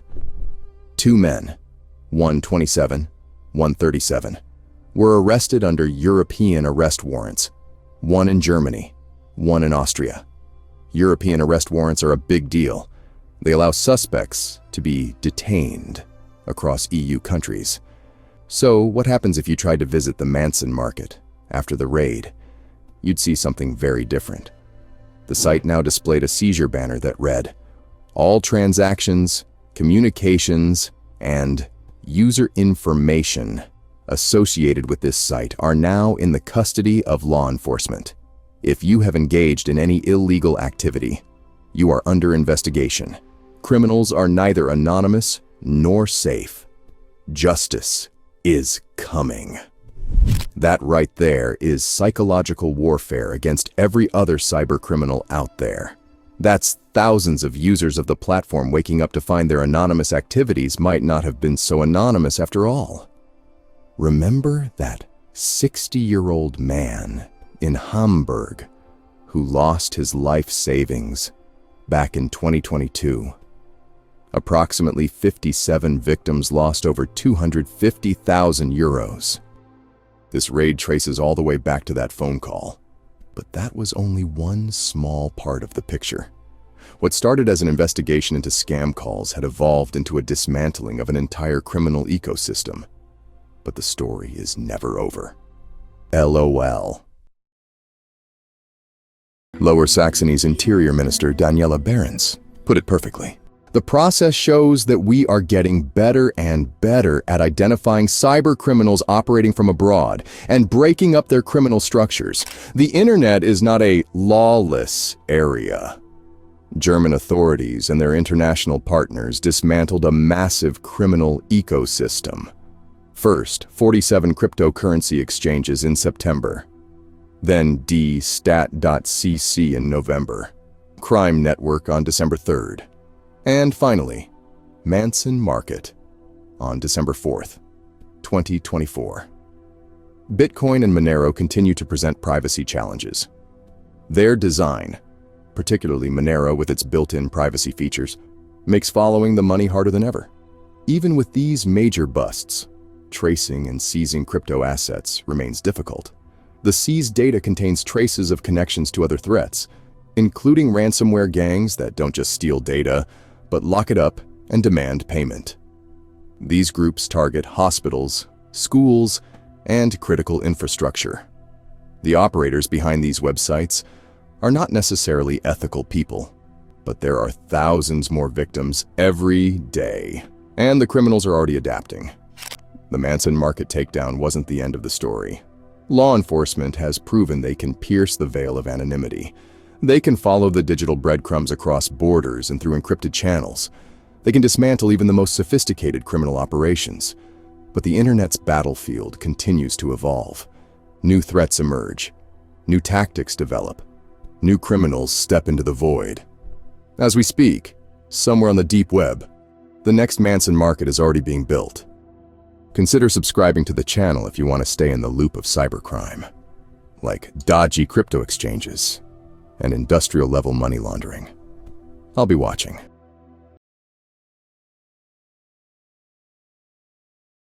Salt Typhoon. A Chinese state-sponsored hacking crew that's been hunting victims since at least 2019. What makes them different? They're not after your credit card or trying to lock your files for ransom. Their targets are much bigger telecom giants like Verizon, AT&T, and Lumen Technologies, plus government entities across the globe. In the cybersecurity world, we track them under multiple names: Earth Estries, Famous Sparrow, Ghost Emperor, UNC 2286. Different security firms, same dangerous adversary.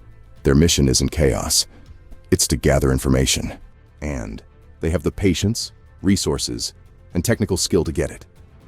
Their reach is global. From Southeast Asia to Brazil, from South Africa to Canada, from Israel to France. When a state actor targets telecommunications infrastructure, they're not just after business secrets. They're after the communications that flow through these systems. Your calls, your messages, your data. The sophistication here tells us something important. This isn't a small operation. This is backed by significant resources, technical expertise, and strategic patience. And here's what should keep you up at night. This is just the beginning of their story.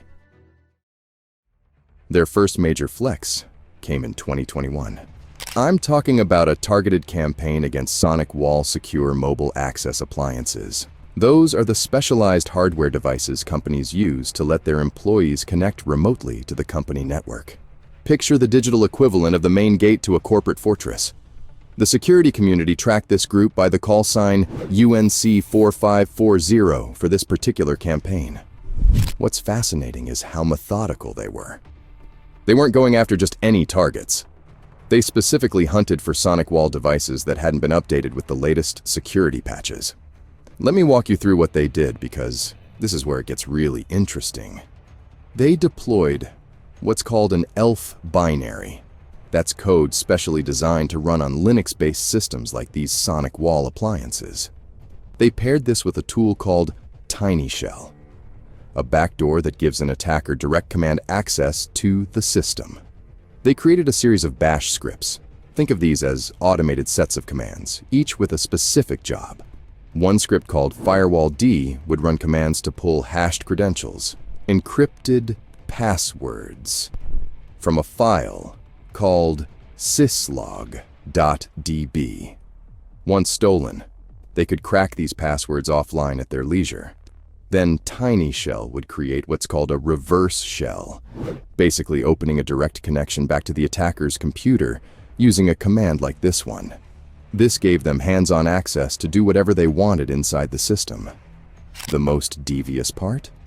A script called GeoBotnet-D that actually injected malware into firmware updates. They targeted a specific file path shown here and modified it to add a backdoor user named Acme to the system's user list. They even had a fallback script called IP-table-D that made changes to something called RC-local to make sure they could get back in if their main access was discovered. This group didn't just break in, they moved in.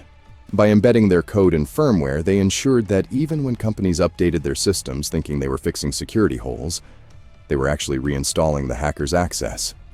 The malicious bash scripts as a whole show whoever created them has an in-depth knowledge of the appliance. They're perfectly crafted to fit the system for stability and long-term persistence. The Sonic Wall attack demonstrated three crucial things about Salt Typhoon: their deep technical knowledge of specific systems, their focus on stealing credentials, and most importantly, their commitment to maintaining long-term access. This wasn't just another hack, it was the establishment of permanent footholds.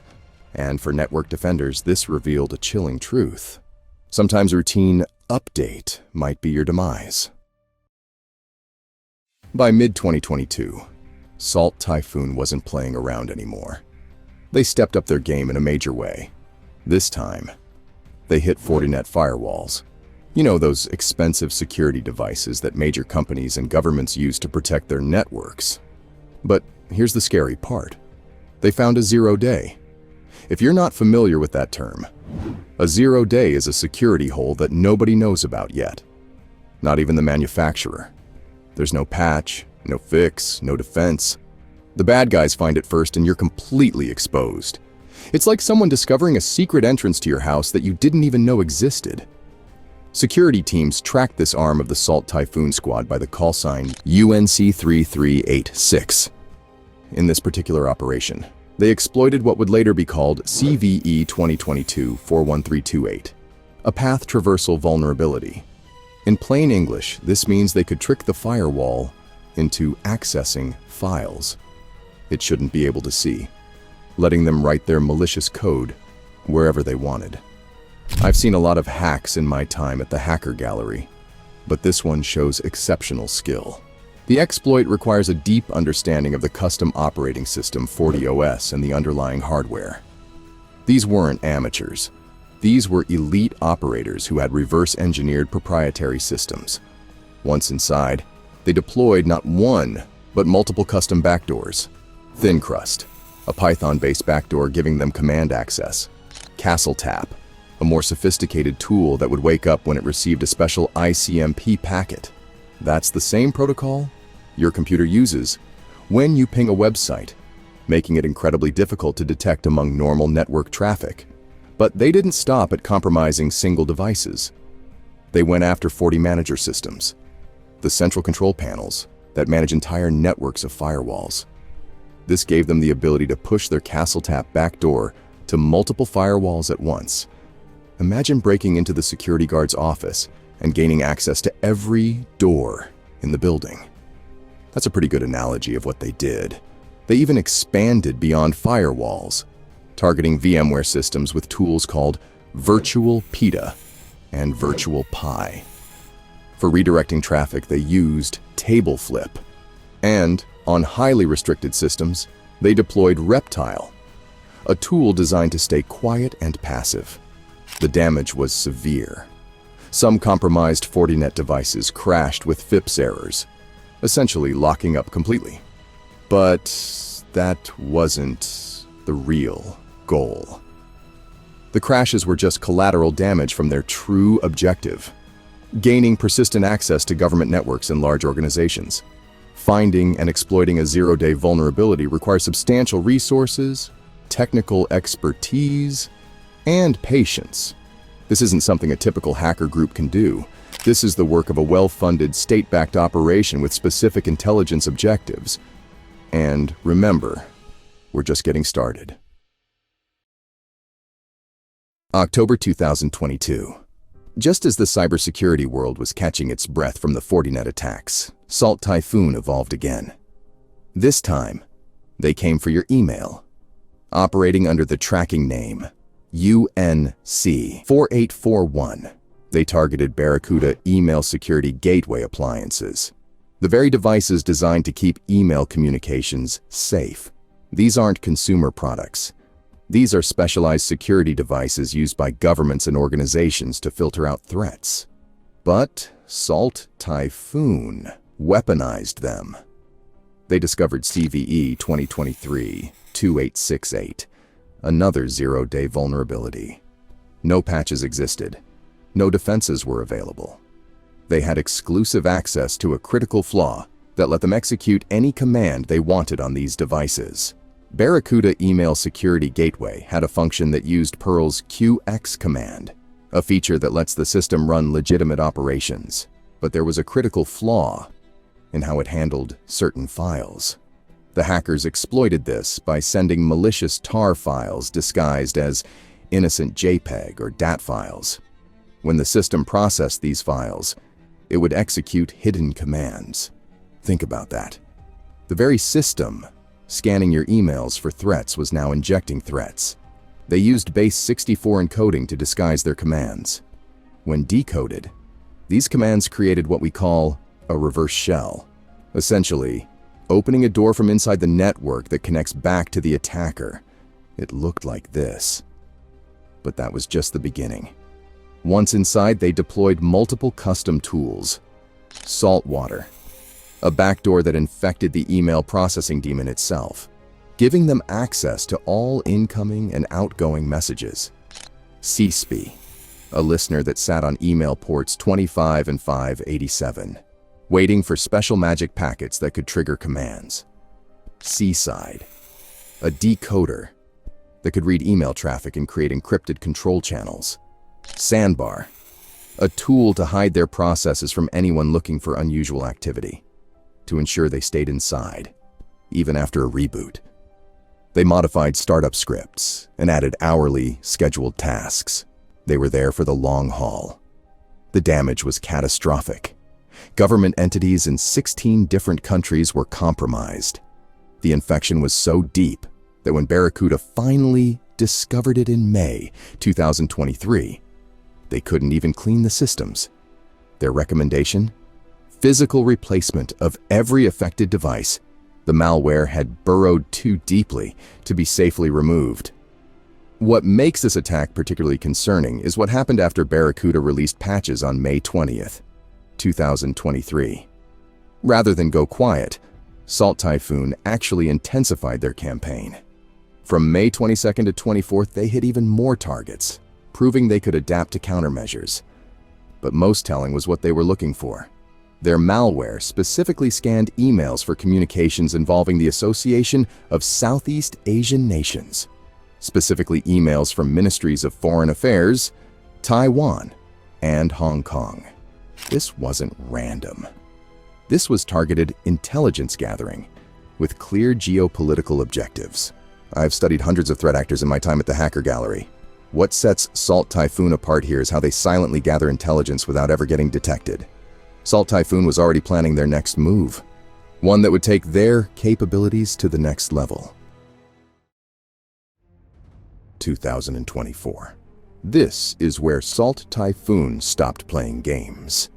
By October 7th, they had breached not just one, but three of America's telecom giants: AT&T, Verizon, and Lumen Technologies.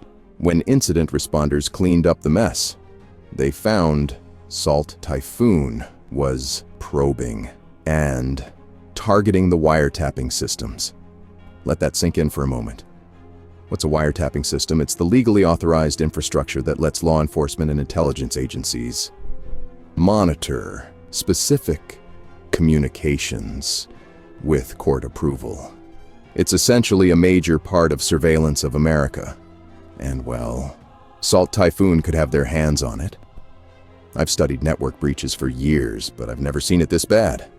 The very systems designed to surveillance criminals might have been accessed by Salt Typhoon. The most disturbing part: they weren't in and out. They maintained access for months or longer. How did they get in? That's the million-dollar question. Investigators suspect Cisco routers were the entry point, but this hasn't been confirmed. The sophistication suggests they had deep knowledge of telecom infrastructure and security systems. Canada reported similar scanning activity, targeting their government and critical infrastructure around the same time, suggesting this was part of a coordinated campaign across North America. When the FBI and CISA finally confirmed these breaches, they described it as a vast collection of internet traffic. We're talking about millions of Americans potentially having their communications swept up in this operation. They confirmed it themselves on October 30th and November 13th. Typhoon had been inside these systems for months or longer.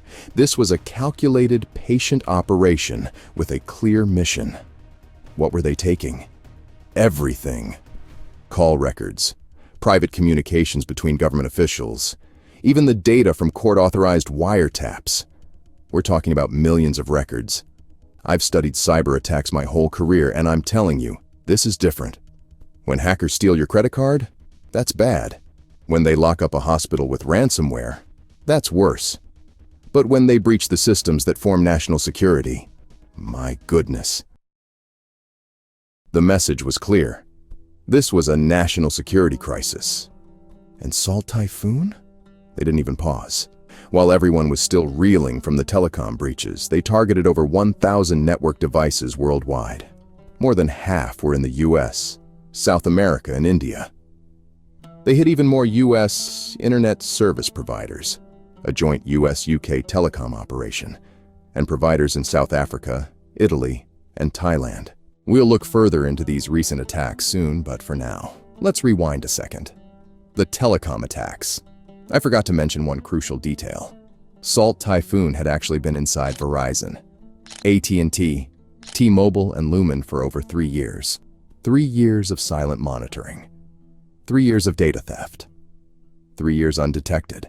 Their weapon of choice was JumbledPath, a custom-built tool written in the Go programming language. This tool, which was yet another ELF binary, was deployed on Cisco Nexus switches using guest shell. This lets Typhoon watch and possibly control all the data flowing through the network. Once inside, they set up what amounts to a permanent surveillance operation. Here's where it gets dirty.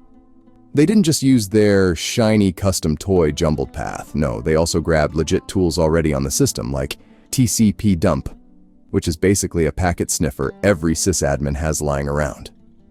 This is what we call living off the land, using a system's own tools against it to avoid detection. Their number one priority was covering their tracks. Then they'd use EPC, that's embedded packet capture, a built-in Cisco trick. To yank it out over a file transfer, they'd scrub their tracks with a quick command. Yeah, that'll torch the log of everything they just typed, like wiping their muddy boots off the carpet before slipping out. They changed access control lists to let themselves wherever they like in the network. Think of those access control lists as the network's bouncer list. They rewrote the rules so they could strut into any room they pleased. Then they created GRE tunnels, basically a secret back road that let them talk straight back to their own servers without tripping any alarms. Picture it like a hidden sewer pipe, nasty, unseen, and gets you where you need to go. The commands look like this. To most people, that's gibberish. To a network engineer, that's someone building a private highway straight into your systems. They even added hidden user accounts to this file shown here, and set up SSH servers listening on unusual high ports like 57722, so they could get back in anytime they wanted. Anyway, if you're still with me, just know we're facing elite, patient hackers who think in terms of years, not hours. There's no limit to their capabilities. When you discover an intruder has been in your house not for hours or days, but for years, moving around, learning your habits, copying your keys, it's unsettling, right? Are they really gone now? Or have they just found better places to hide? Typhoon's still out there, hitting harder than ever. This isn't the end. It's just the start. Look, I've been tracking these guys for a long time, and I'm telling you, they don't quit. Even after getting caught in the telecom systems, they didn't back down. Remember how I told you they just targeted over 1,000 network devices worldwide? Well, I wasn't lying. Between December 2024 and January 2025, they hit over 1,000 Cisco network devices. Think about that. Most hackers go quiet after they're discovered. These guys? They doubled down. They're targeting Cisco's iOS XE systems, the software that runs on routers and switches handling internet traffic around the world. They're exploiting two specific vulnerabilities that have catalog numbers. CVE 2023-20198 and CVE 2023-20273. The first one lets them elevate their privileges, basically going from regular user to administrator. The second lets them inject code through the web interface, basically the same website that network administrators use to manage these devices for legitimate use. There were about 12,000 vulnerable devices exposed online. They specifically targeted 8% of them. That's not random. That's selection. They're on the hunt. Then, a month later, by February 14th, 2025, security teams were still scrambling. By February 20th, Typhoon was still finding new victims, breaking into more telecom companies globally. So, what can you do to protect yourself? I recommend a few key steps. Monitor SSH connections on unusual high ports, check for unusual patterns in your logs, and regularly audit your device configurations. For everyday users, if you're using Windows or Mac, just make sure you do regular updates on your devices and invest in a password manager. But let's be real. This isn't just about technical fixes. What we're witnessing is how nation-states conduct espionage and information warfare. The battlefield is everywhere. Your phone, your router, your ISP, connecting it all. Typhoon is not going away. As we move through 2025, conflict between major geopolitical powers is only heating up. Typhoon is just one player in a much larger game. Remember, this entire story I'm talking to you about today is just one hacking group. There's a whole nother world out there, and you probably didn't know about it. You're watching the Hacker Gallery.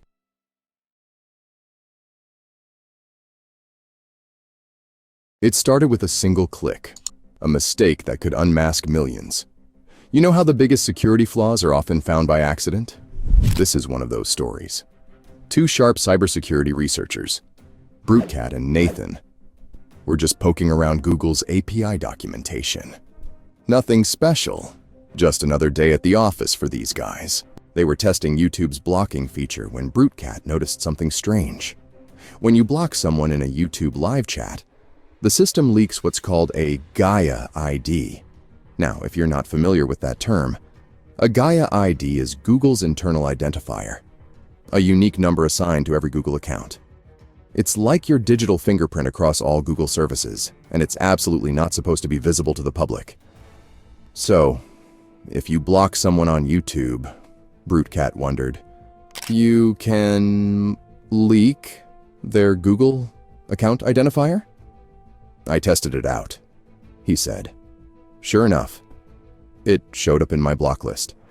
You see, when you click those three dots next to someone's name in a live chat and select block user, your browser sends a request to an endpoint shown here. Hold on, I'm getting a bit technical here, but just know that here's what matters. Hidden in that encoded data was the user's Gaia ID. They tested it on a user named Megaprime and extracted the ID. What makes this significant is how easy it was. They didn't need sophisticated hacking tools or specialized knowledge.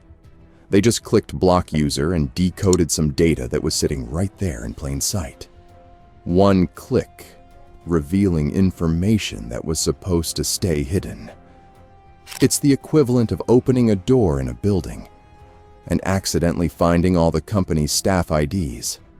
You weren't supposed to see that. But now that you have, what do you do? For BruteCat and Nathan, this wasn't the end of their discovery. It was just the beginning.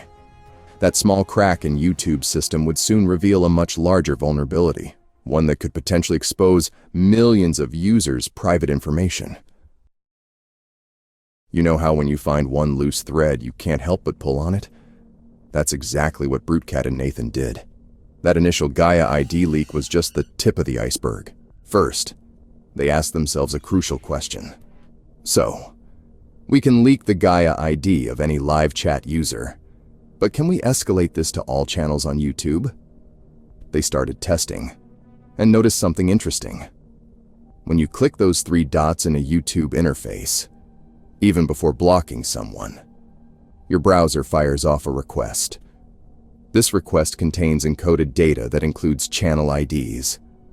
They took that base 64 encoded data from the original request, decoded it, and swapped out the channel ID with a different one, a topic, channel that doesn't even have live chat functionality.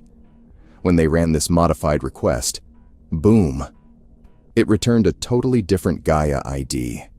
They just proved they could get the Gaia ID for any YouTube channel.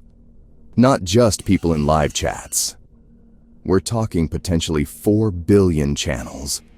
Every creator, every company account. All of them vulnerable to having their internal Google identifier exposed. But having a Gaia ID alone isn't enough to really breach someone's privacy. It's just a number, right? That's where Nathan took things to the next level. He started digging into older Google products, the kind that might have less security scrutiny. Nathan found something fascinating in the Pixel Recorder Web API. For those who don't know, that's Google's audio recording app for their Pixel phones. The app has a feature to share recordings with other users. Nathan discovered that if you share a recording with someone's Gaia ID through the Pixel Recorder API, the system helpfully converts that Gaia ID into an email address. This endpoint was taking in the obfuscated Gaia ID and returning the email. Nathan couldn't believe it. They tested it with one of their previously captured Gaia IDs, and sure enough, the system returned a real Gmail address. The technical details are wild. They sent a request to an endpoint shown here. The request included the Gaia ID, and the response straight up contained the person's email. There was just one problem. When you share a recording with someone, they get an email notification. Not ideal if you're trying to quietly get someone's email address without alerting them. That's where BruteCat got clever. If it's including our recording title in the email subject, he reasoned, perhaps it wouldn't be able to send an email if our recording title was too long. They wrote a Python script that updated a recording's title to contain 2.5 million characters. When they tried sharing this monstrosity of a recording, the notification system choked. No email was sent. The target remained completely unaware. Think about what they'd built. A complete attack chain that could take any YouTube channel, extract its Gaia ID, convert that ID to an email address, all without the target knowing a thing. This wasn't just a small privacy leak anymore. Imagine if you're a whistleblower, an activist, or even an anonymous content creator like myself. With this exploit chain, our real identities were just a few API calls away. The question now wasn't whether they had found something significant. The question was, would Google recognize the severity? For context, big tech companies get thousands of vulnerability reports every year. Many get dismissed. Some get low priority treatment. Few get the urgent attention they deserve. BruteCat and Nathan knew they had something significant. But convincing Google's security team would be another challenge entirely. And, as we'll see, that battle was just beginning. When you're sitting on a vulnerability that could affect millions of users, every day that passes is another day someone else might discover and exploit the same flaw. The clock was ticking. On September 15th, 2024, BruteCat and Nathan pulled the trigger. They sent Google a detailed report laying out the whole attack chain: the YouTube Gaia ID leak, the Pixel Recorder email conversion, the notification bypass. All of it. Millions of users at risk. Pretty serious stuff, right? Google's first response came back the next day. Nice catch, that sounds promising. But then, radio silence. Weeks go by. You gotta understand the pressure here. Every day that passed was another day someone else might find and exploit this same vulnerability. Then on October 3rd, Google finally responds, and man, talk about deflating. They marked it as a duplicate issue.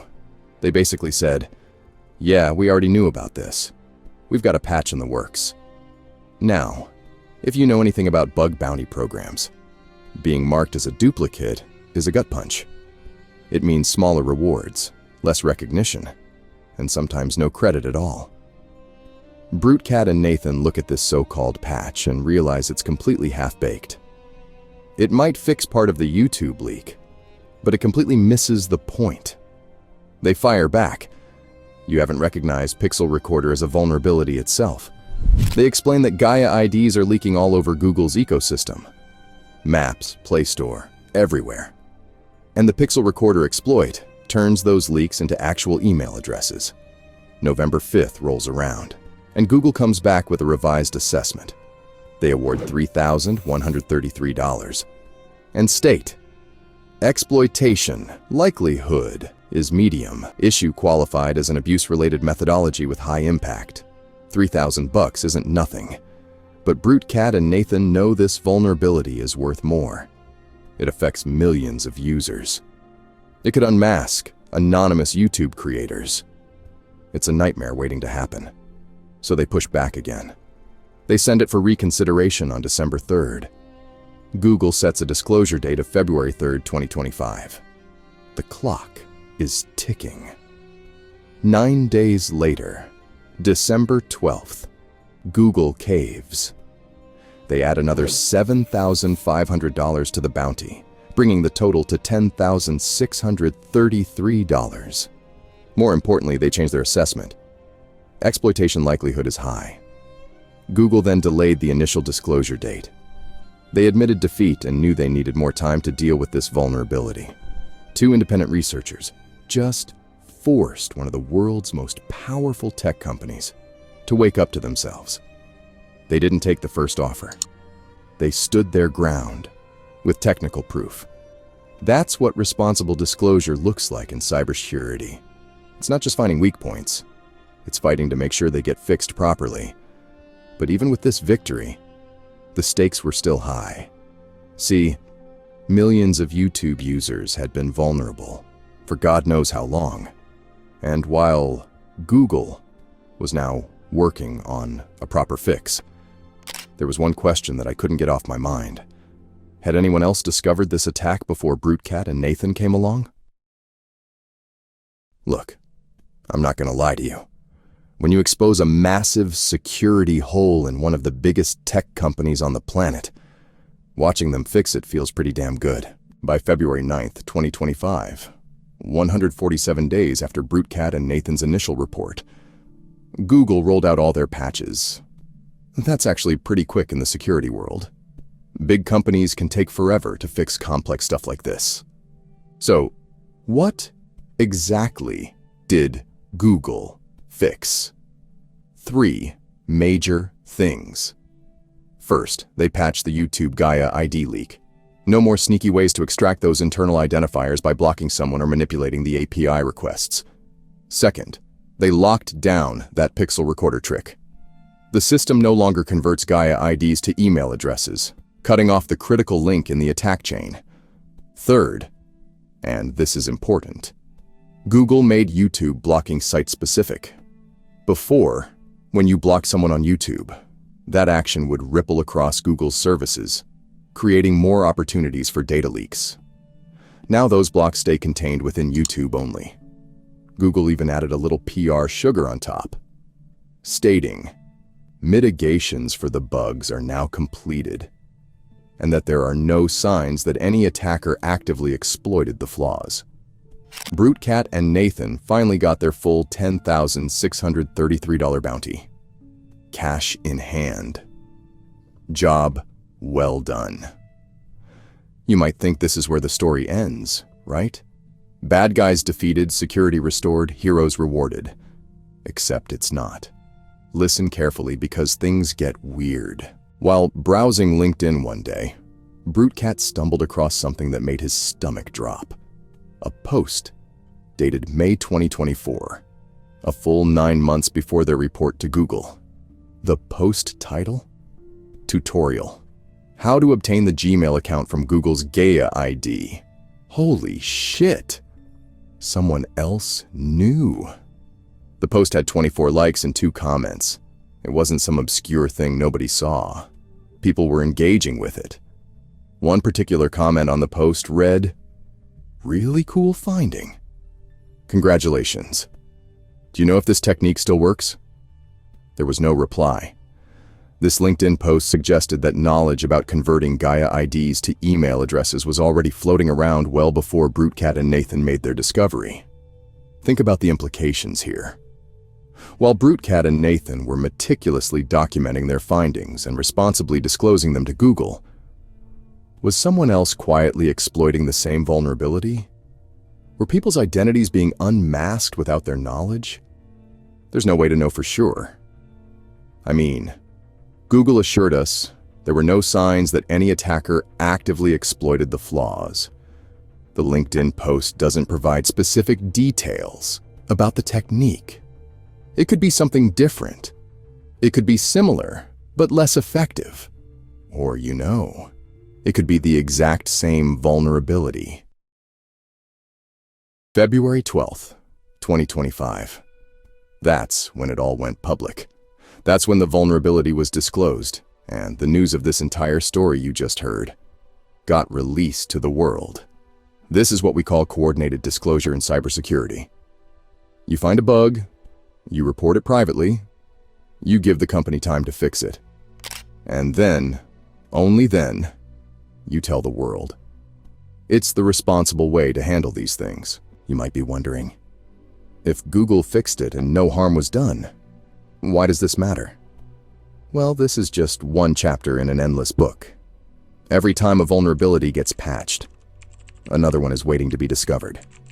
The best we can hope for is that the good guys like BruteCat and Nathan find the holes before the bad guys do. So yeah, this particular privacy breach is fixed. This specific attack chain won't work anymore. But somewhere out there, in some dusty corner of the internet, in some overlooked API or neglected feature, maybe you will find some Gaia IDs being leaked there. One flaw down. 1,000 more to go. That's not pessimism. That's just cybersecurity. Now smile and don't go anywhere, because I've got another story for you that'll make this one look like a nothing burger. I remember April 2022 like it was yesterday. That's when Black Basta exploded onto the cybercrime scene, and let me tell you, they weren't playing around. Within weeks, they'd locked down at least 12 companies, hitting them with a devastating 1-2 punch we call double extortion. First, they'd break in and steal everything valuable. Sensitive documents, financial records, you name it. Then they'd encrypt the entire system, leaving companies paralyzed. The message was clear: pay up or watch your secrets spill onto their dark website. Black Basta blog. The ransoms. We're talking serious money here. One company got hit with a $2 million demand. The way they operated, their negotiation style, the speed of their attacks, it all pointed to something bigger. Those of us who track these groups started seeing familiar patterns. Whispers spread through the cybersecurity community that Black Basta might be more than just a new player. Black Basta's first major attacks hit like lightning strikes, precise, devastating, and impossible to ignore. On April 11th, 2022, they struck Deutsche Windtechnik, a major wind energy company. But that was just their warm-up. 11 days later, they went for something bigger, the American Dental Association. Now you might think, why dentists? But here's the thing. The ADA connects over 175,000 dental professionals. When they go down, Healthcare takes a hit, and go down they did. On April 22nd, the ADA's entire digital world crashed. Email servers? Dead. Phone systems? Silent. Their whole network? Frozen solid. Black Basta didn't just lock them out. They stole 2.8 gigabytes of data first. That might not sound like much, but we're talking W-2 forms, confidential agreements, detailed financial records, and that was just 30% of what they actually took. I've seen a lot of attacks, but this one was different. The speed, the precision. 2 major organizations crippled in less than 2 weeks. Black Basta was sending a message. No one was safe, and they could strike anywhere, anytime.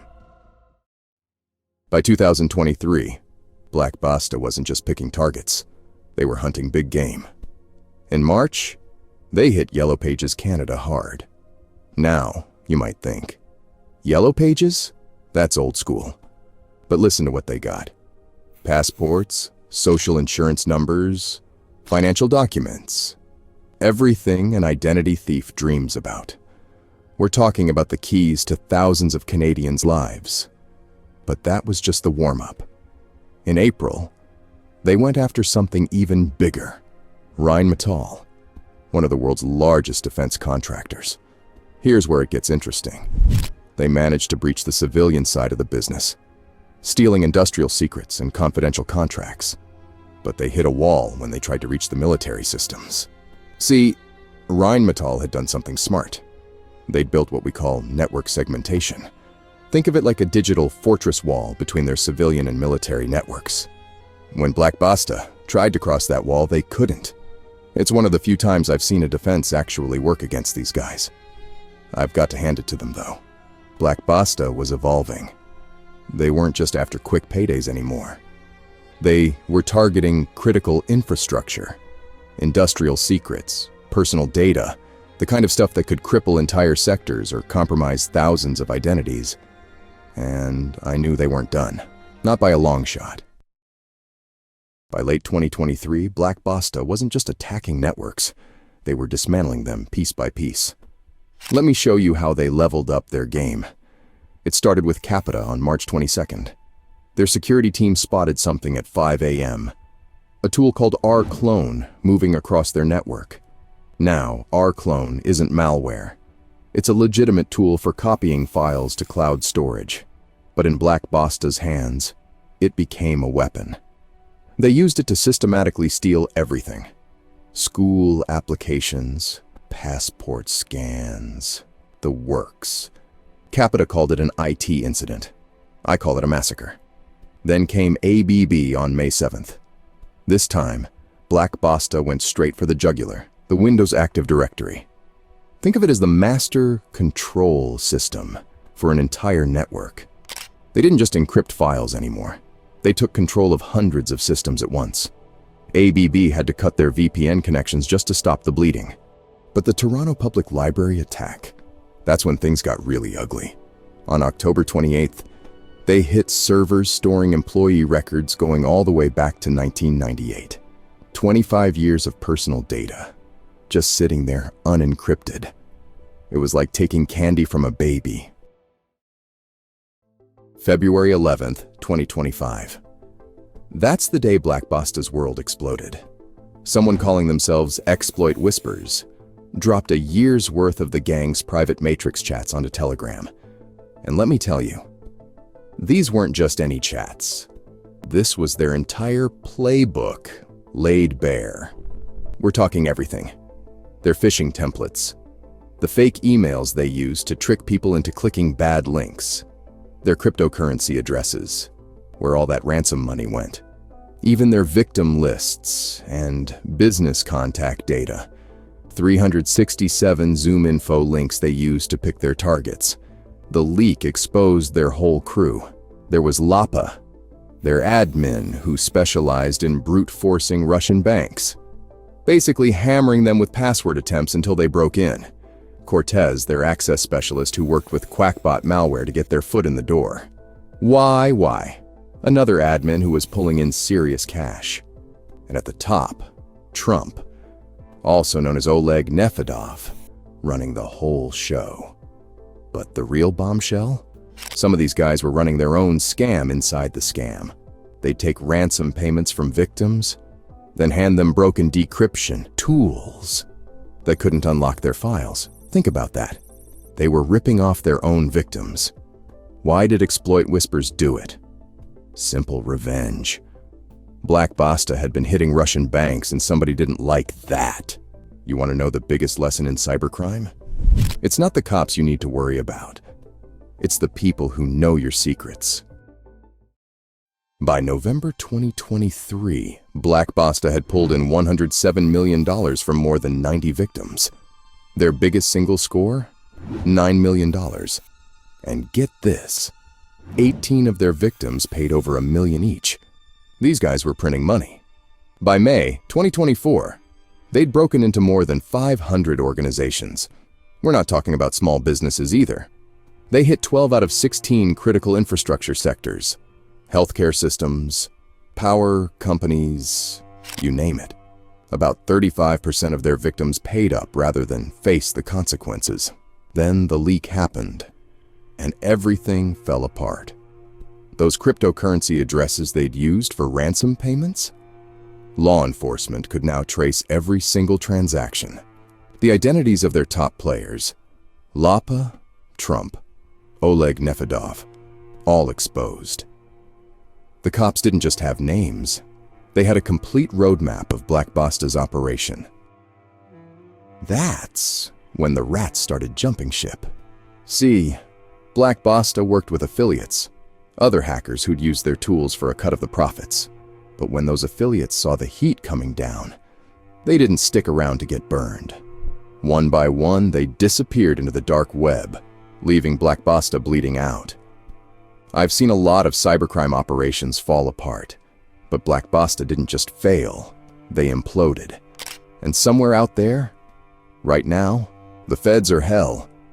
Even another group is probably reading through those leaked tools and techniques. But here's the crazy part. This wasn't even the first time a leak like this happened. When Conti got exposed in 2022, it was because one of their Ukrainian affiliates was furious about their support for Russia's invasion.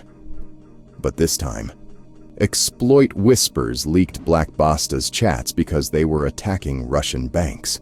They went from getting exposed for being pro-Russian to getting burned for targeting Russian banks. How ironic, I guess. But the story of Black Basta and Conti goes very, very deep. So we'll go into that in another video. For now, don't go anywhere. The next story is coming right up.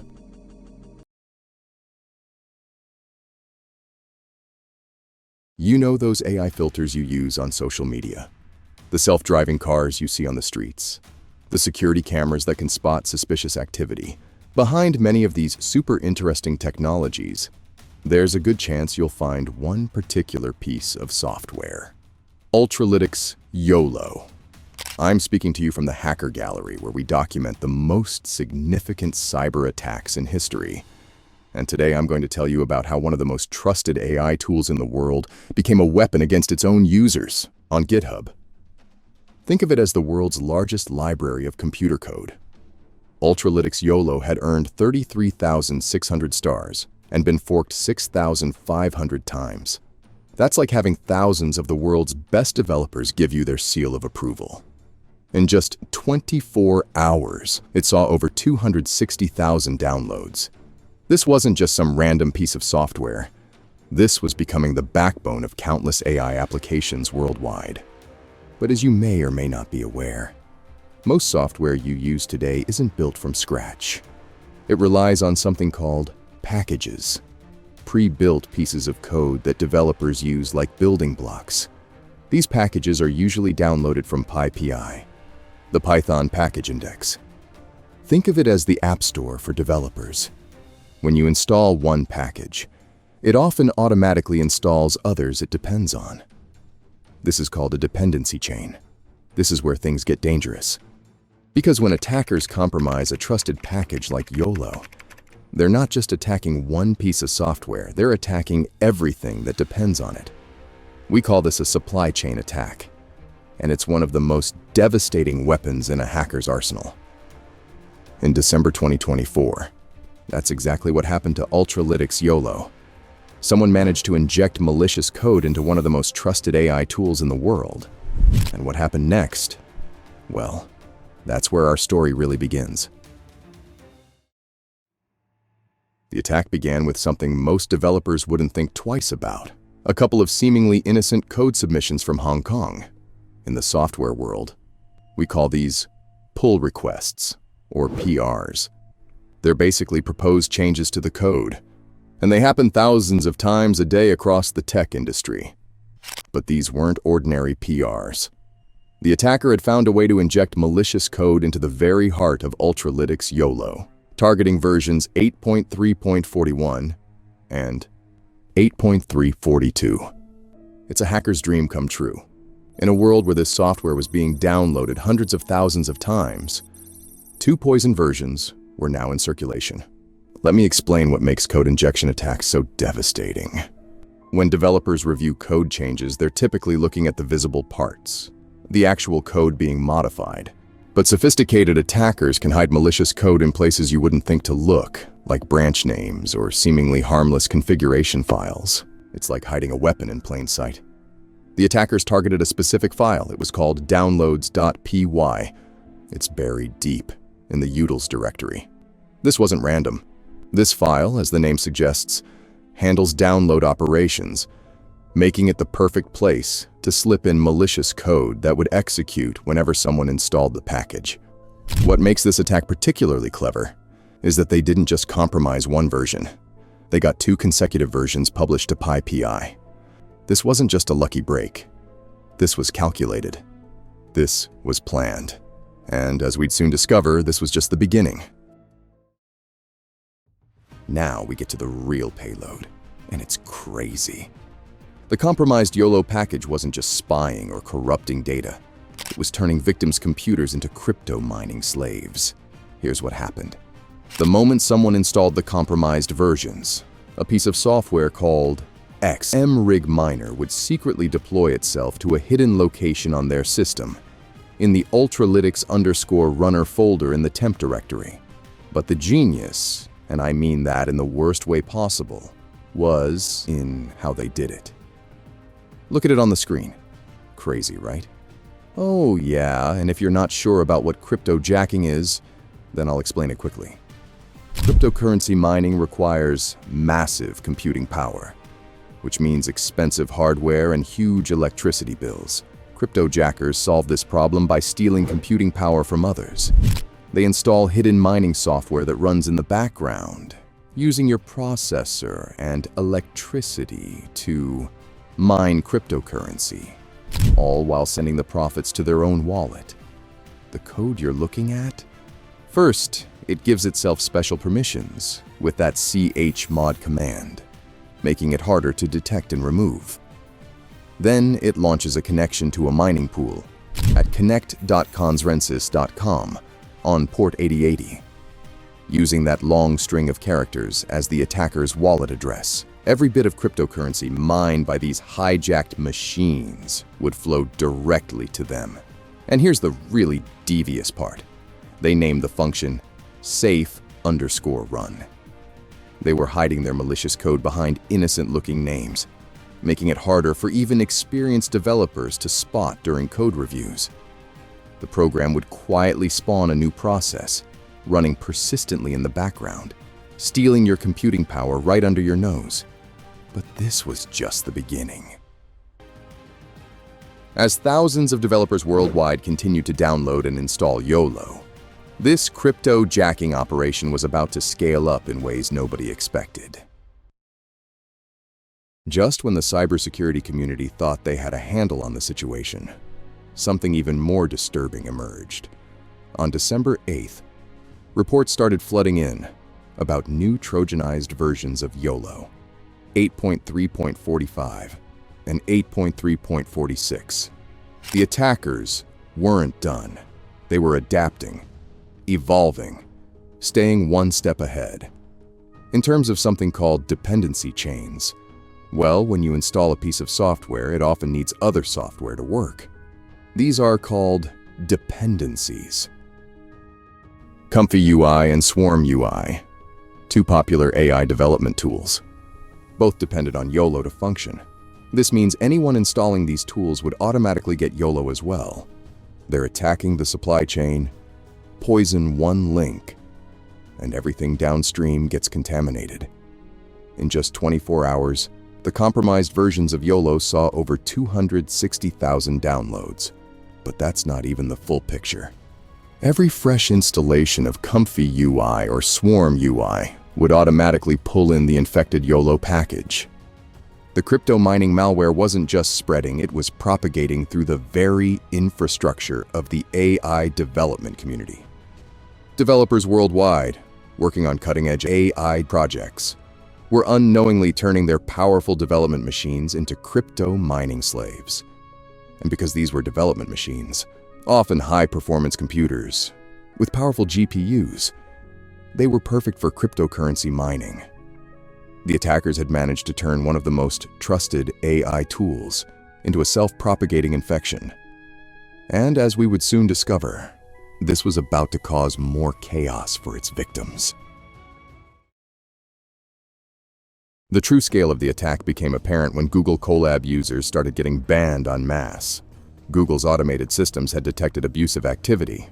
Their high-performance cloud computing platforms were being hijacked for cryptocurrency mining. Let me explain why this is particularly devastating. Google Colab provides free access to powerful computing resources for AI development. When these accounts started getting banned, it wasn't just individual developers being affected, it was potentially thousands of AI research projects, business applications, and educational programs, all potentially being impacted. The investigation revealed something even more concerning. Those 260,000 downloads in 24 hours? That was just what we could measure. The malware had spread across multiple platforms simultaneously. Development servers, cloud computing instances, personal workstations.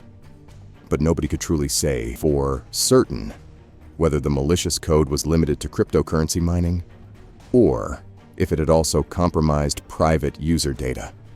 I've seen a lot of cyber attacks from my position here in the hacker gallery, but this one stands out. The Ultralytics development team was frantically investigating their build environment, the core system used to create and distribute their software. If the attackers had compromised that, they could have been watching, waiting, and planning this attack for months. The uncertainty was the worst part. Every new version that came out could potentially be compromised. Every system that had installed YOLO could be affected. How deep did this breach really go? And what else might these attackers have access to? For the creators, they're currently panicking about how much damage they're causing to their company and to their reputation.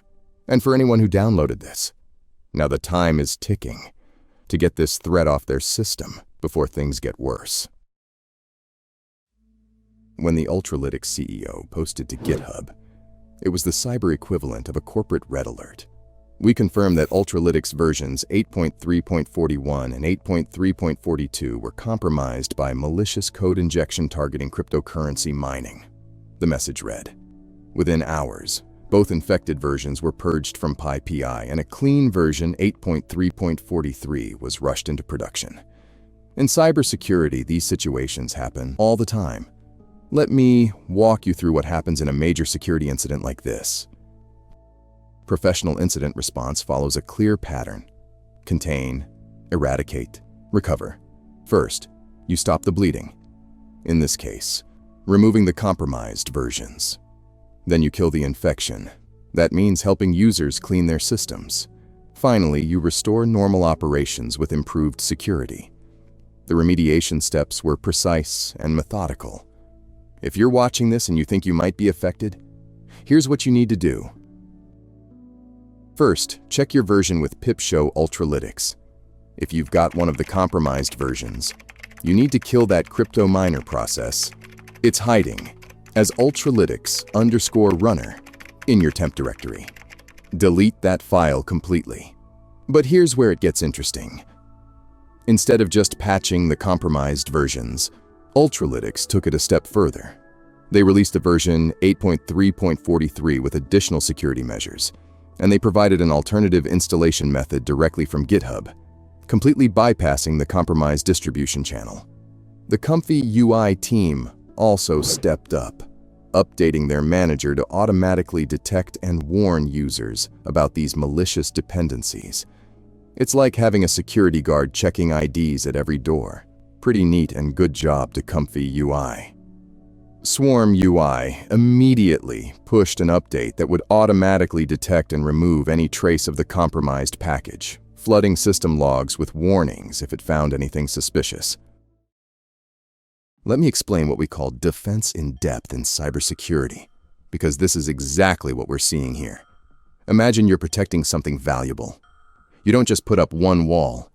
You create multiple layers of security, each backing up the others. If one fails, the others still protect you. From my position here in the hacker gallery, I've seen plenty of incident responses.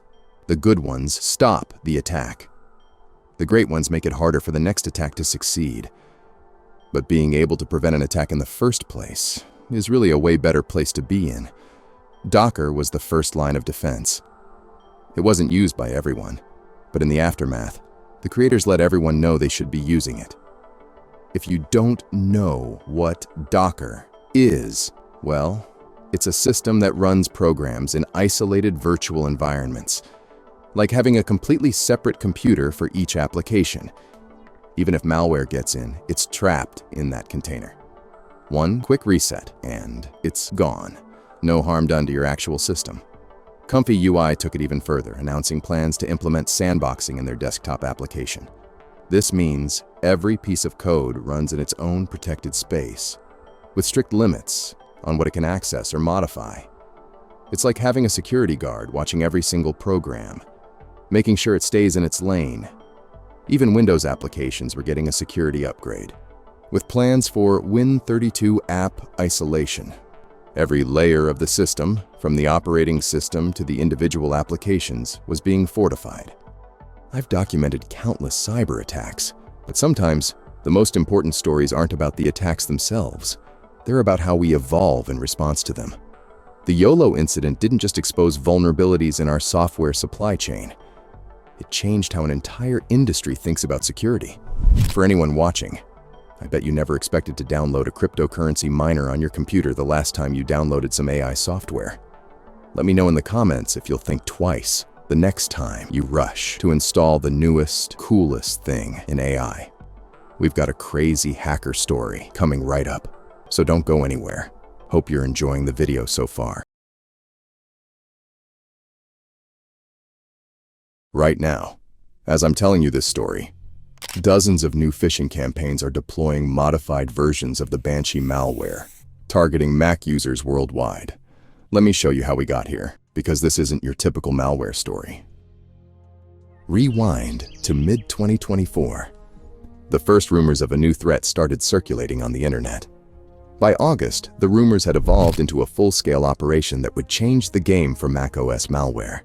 But there was another detail that caught my attention.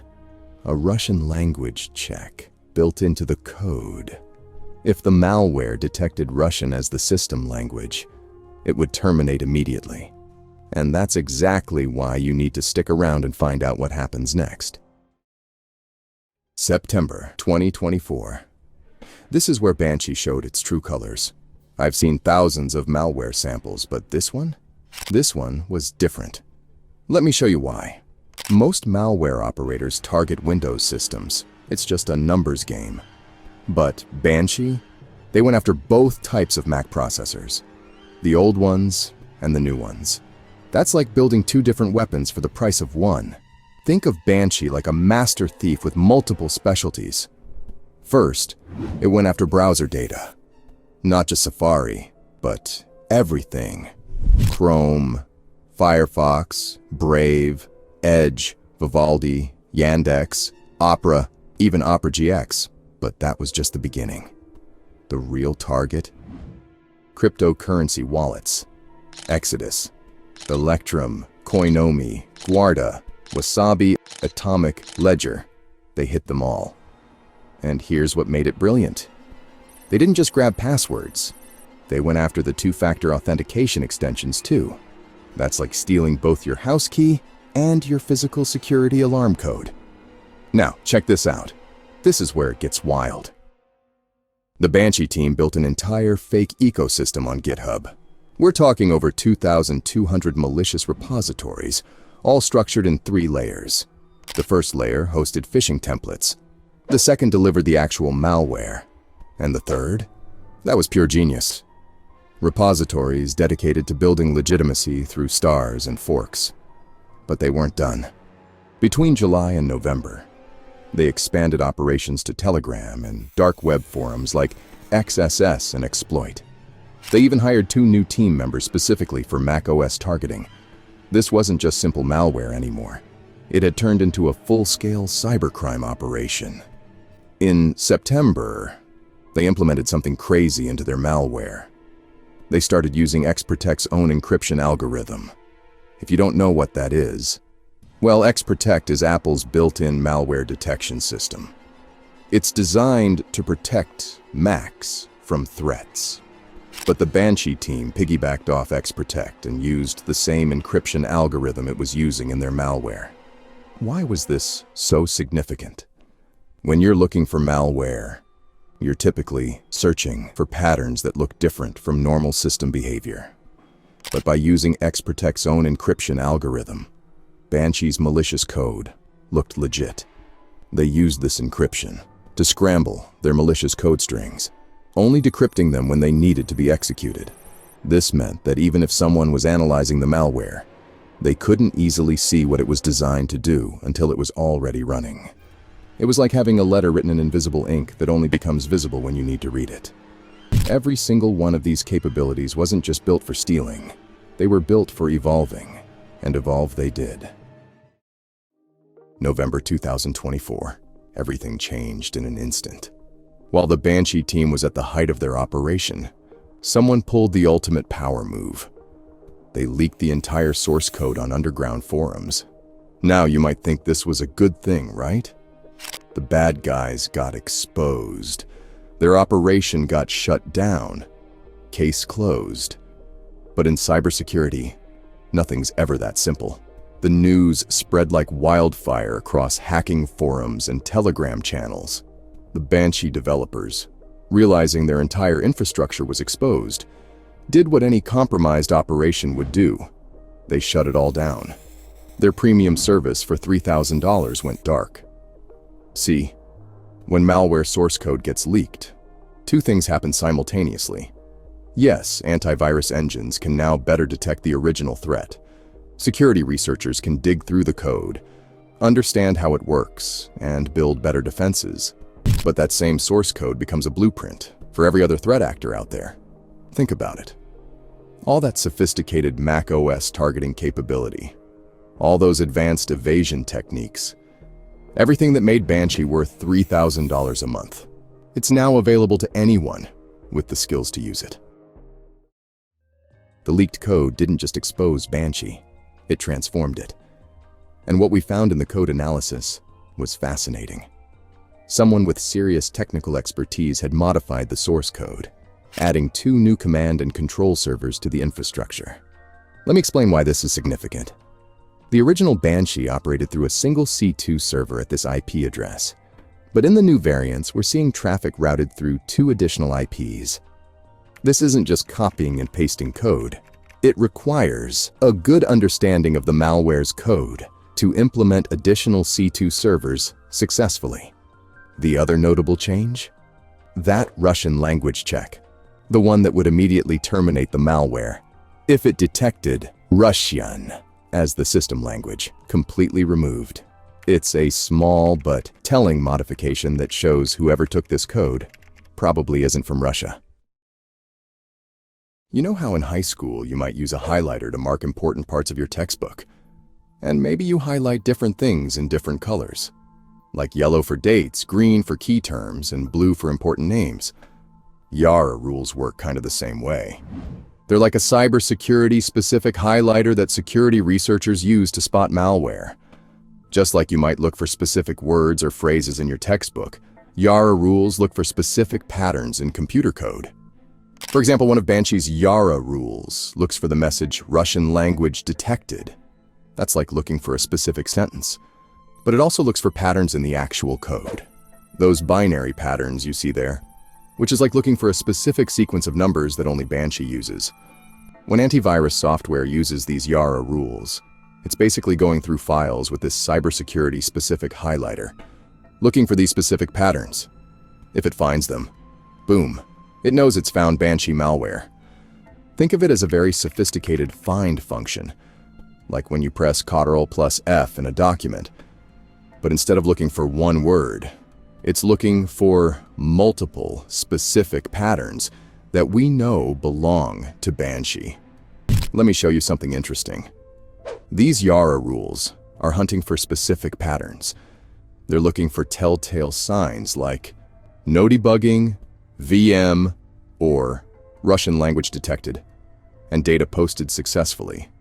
Actual messages the malware uses. But they're also searching for specific binary patterns, sequences of code that are unique to Banshee. We even have the malware's unique fingerprint. It's SHA-256 hash, although the malware hash can change throughout each variation. So, what makes this story different from your typical cybercrime story? Usually, when an operation gets shut down, when the source code gets leaked, that's where the story ends. But not this time. Because right now, as I'm telling you this story, new variants of Banshee are being deployed in active phishing campaigns. The premium malware that costs $3,000 a month has become an open-source malware that anyone with enough skill can modify and deploy. If you want to stay updated with Banshee malware variants, what exactly they're doing and who's behind them, consider subscribing to the channel. You won't want to miss it.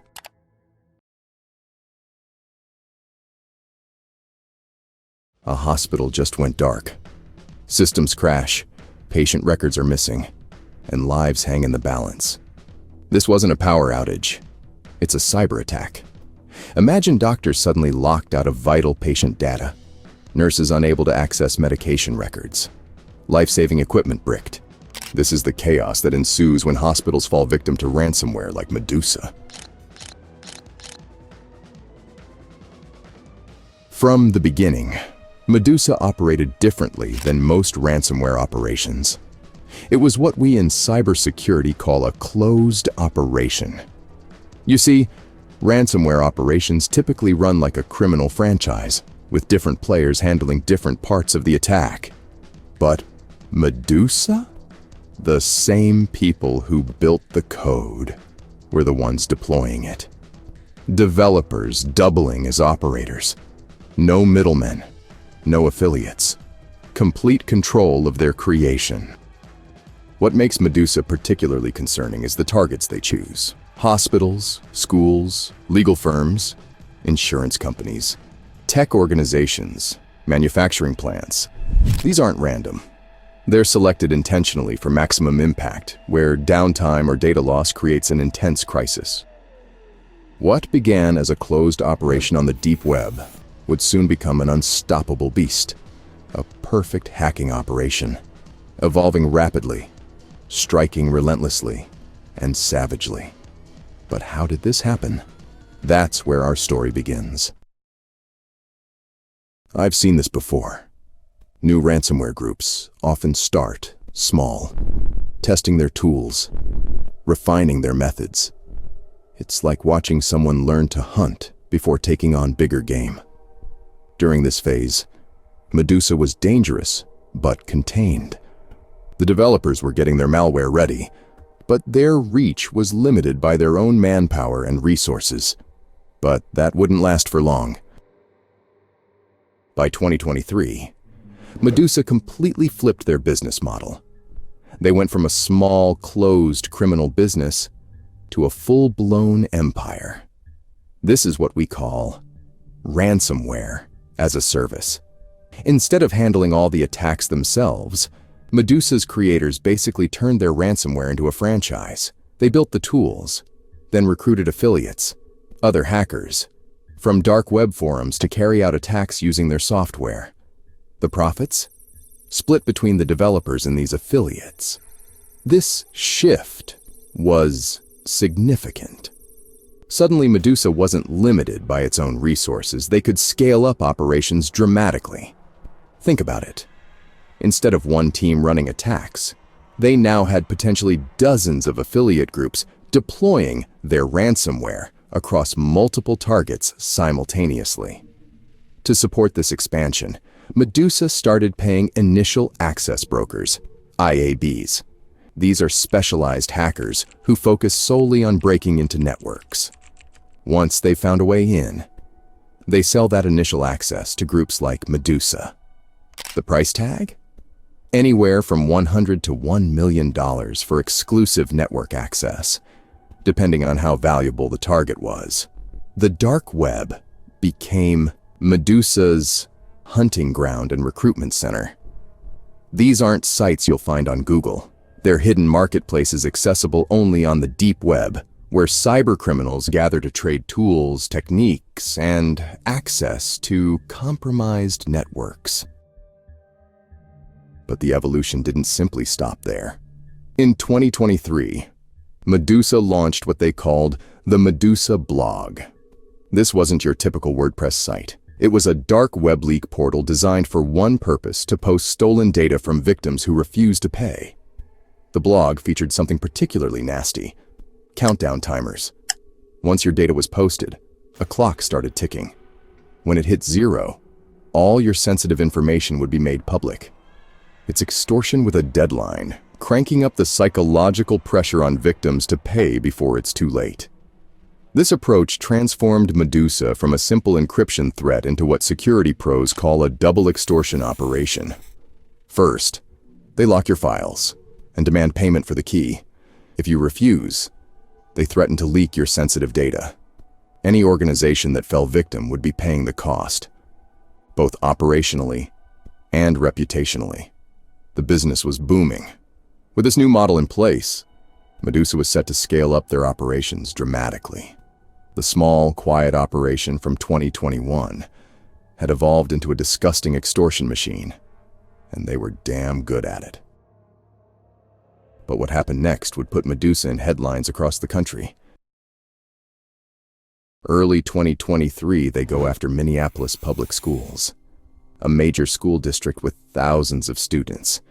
They hit the schools hard and demanded $1 million. But instead of just threatening to leak data, they actually released a 51-minute video showing the stolen information, a literal preview of what they'd stolen, just sitting there online for anyone to download and watch.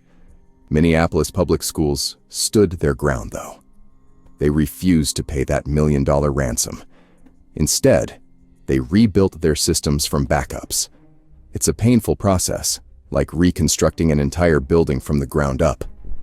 But it denied MEDUSA their payday. As of now, there's no confirmation that any of the stolen data has been misused, but the damage to their operations was already done. But MEDUSA wasn't discouraged. If anything, they doubled down. Late 2023, they went after Toyota Financial Services. This isn't just any target. It's the financial arm of one of the world's largest automakers, handling billions in loans and leases. This time, MEDUSA demanded $8 million. When they refused to pay, MEDUSA hit back hard. They dumped customer information right on their extortion site. Full names, home addresses, contract details, lease specifics, even international bank account numbers.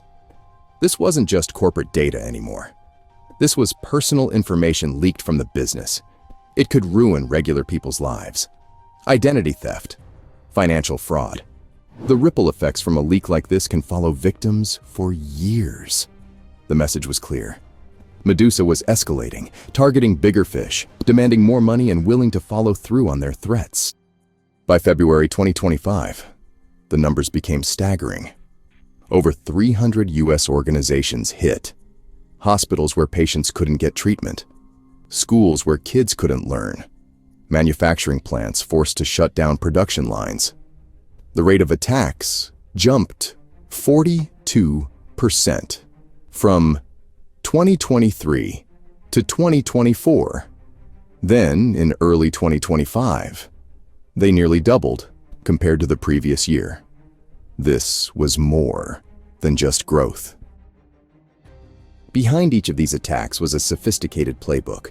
Medusa's affiliates would often start with phishing emails, those fake messages designed to trick you into clicking malicious links or attachments. Once they got a foothold, they'd use what security experts call living off the land techniques. Instead of bringing in their own suspicious tools, they'd use legitimate software already installed on the systems. Tools like Advanced IP Scanner or Soft Perfect Network Scanner to map out the network without raising alarms.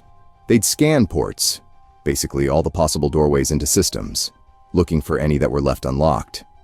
They'd run PowerShell and command line scripts to gather information about the network, using commands like ipconfig/all to see network configurations or netshare to find shared folders. This is called enumeration, basically mapping out everything on the network. To spread across networks, they'd use tools like Remote Desktop Protocol and PSExec, a Microsoft tool for running processes on other systems. They'd also deploy something called Mimikatz to grab passwords stored in memory by dumping LSS. That's the Local Security Authority Subsystem Service, a critical Windows component. They were masters at hiding, too. They'd encode their commands in base64, a type of encryption that turns readable text into a jumbled string of characters. And they'd aggressively delete endpoint detection and response tools, the security software designed to spot them. When it came time to lock up files, they'd use military-grade AES-256 encryption, adding a .medusa extension to every encrypted file. Then they'd delete all shadow copies, the backup versions Windows automatically creates, using a command called vssadmin delete shadows /all/quiet. This erased any easy way to recover without paying. As you can see by now, what started as a relatively unknown threat had morphed into one of the most aggressive ransomware operations on the planet. And sorry, but they weren't done yet. Imagine this. Your organization just got hit with MEDUSA ransomware. All your critical files are encrypted. Your operations are at a standstill. You've weighed all your options, and ultimately, you've made the painful decision to pay the ransom. Hundreds of thousands, maybe millions of dollars. Gone. But at least it's over. Right? Wrong. This is where the story takes its darkest turn, so sit back a sec and listen to how truly messed up this is. A Medusa victim who paid the ransom was contacted by a second Medusa actor. This second actor claimed the first negotiator, the one who'd just taken their money, had actually stolen the payment. They insisted the victim needed to pay another half of the original ransom amount to get the true decryptor. Damn, they already went through hell. They already paid. And now they're telling you that payment didn't count, and you need to pay again. This is called triple extortion.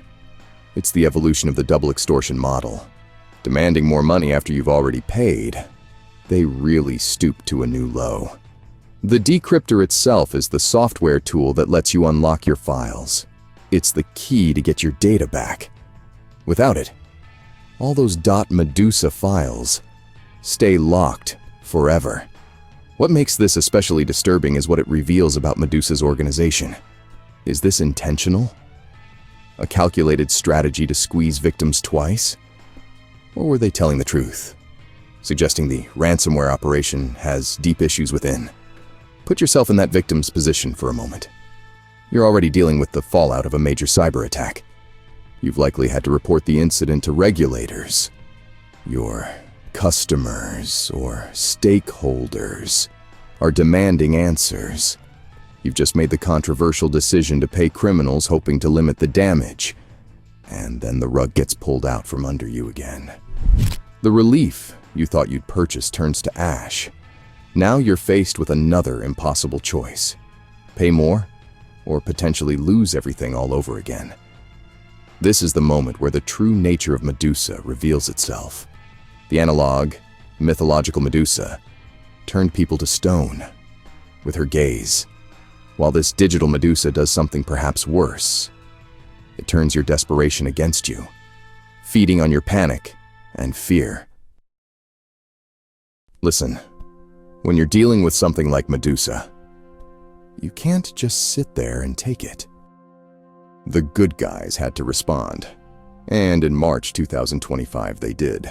The FBI, CISA, and MS-ISAC joined forces and dropped a comprehensive advisory.